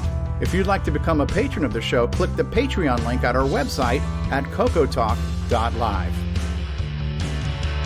CoCoTALK is rocking the 8-bit world, keeping the Tandy flame alive. We may be mocked, but we'll never stop, 'cause CoCoTALK is rocking the 8-bit world. CoCoTALK would not exist without the community, its cast, crew, and contributors. Thanks go to Curtis Boyle, David Ladd, Mark Overholzer, Grant Leedy, Bruce Moore, Nick Marentes, Ron Delvaux, Rick Adams, Jason Reichert, Richard Lorbieski, Jim Brain, Tom C., Rob Inman, Mark Bosley, Brian Joyce, Ken Reichert, David O'Connor, Brian Weasler, Terry Steggy, Nick Marotta, John Strong, and many more, especially to Steve Bjork for production suggestions and James Diffendaffer for making my head explode.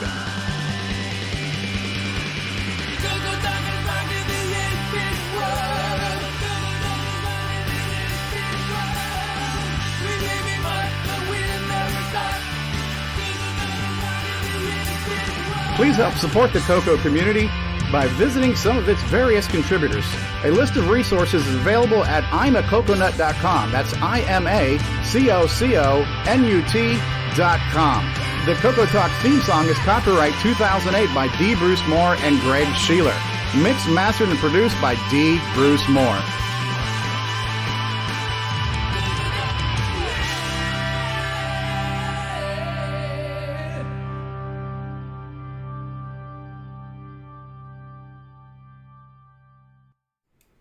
I have to say, not only is Rick Adams a master programmer and designer, he's also a fantastic air guitar player. So anyway, thank you. I guess I messed up a little bit the order of thank yous and goodbyes and that, but thank you all for being here. Any final thoughts we want to inflict on our poor audience before we leave? I want to ask, you guys ever play Madness in the Minotaur? Is that any good, the game? I mean, I had it on tape. Was it a text adventure? Yeah. Yes. Yeah, I vaguely remember it. I vaguely remember it. I don't think it sucked. I just don't have that many memories spending a lot of time on it. It was one that Spectral sold by themselves in '81, and then Tandy actually decided to license it from them, and they sold it starting in '82. That was one we had back in the day. My brother played it more than I did. Well, I remember that one. It loaded into my 16K Model 1 CoCo, and it, perfectly loaded in, and I started playing it, and I thought to myself, geez, I can remember back in the day, one of my first tapes, trying it, and it actually loaded in. It was fun. Cool.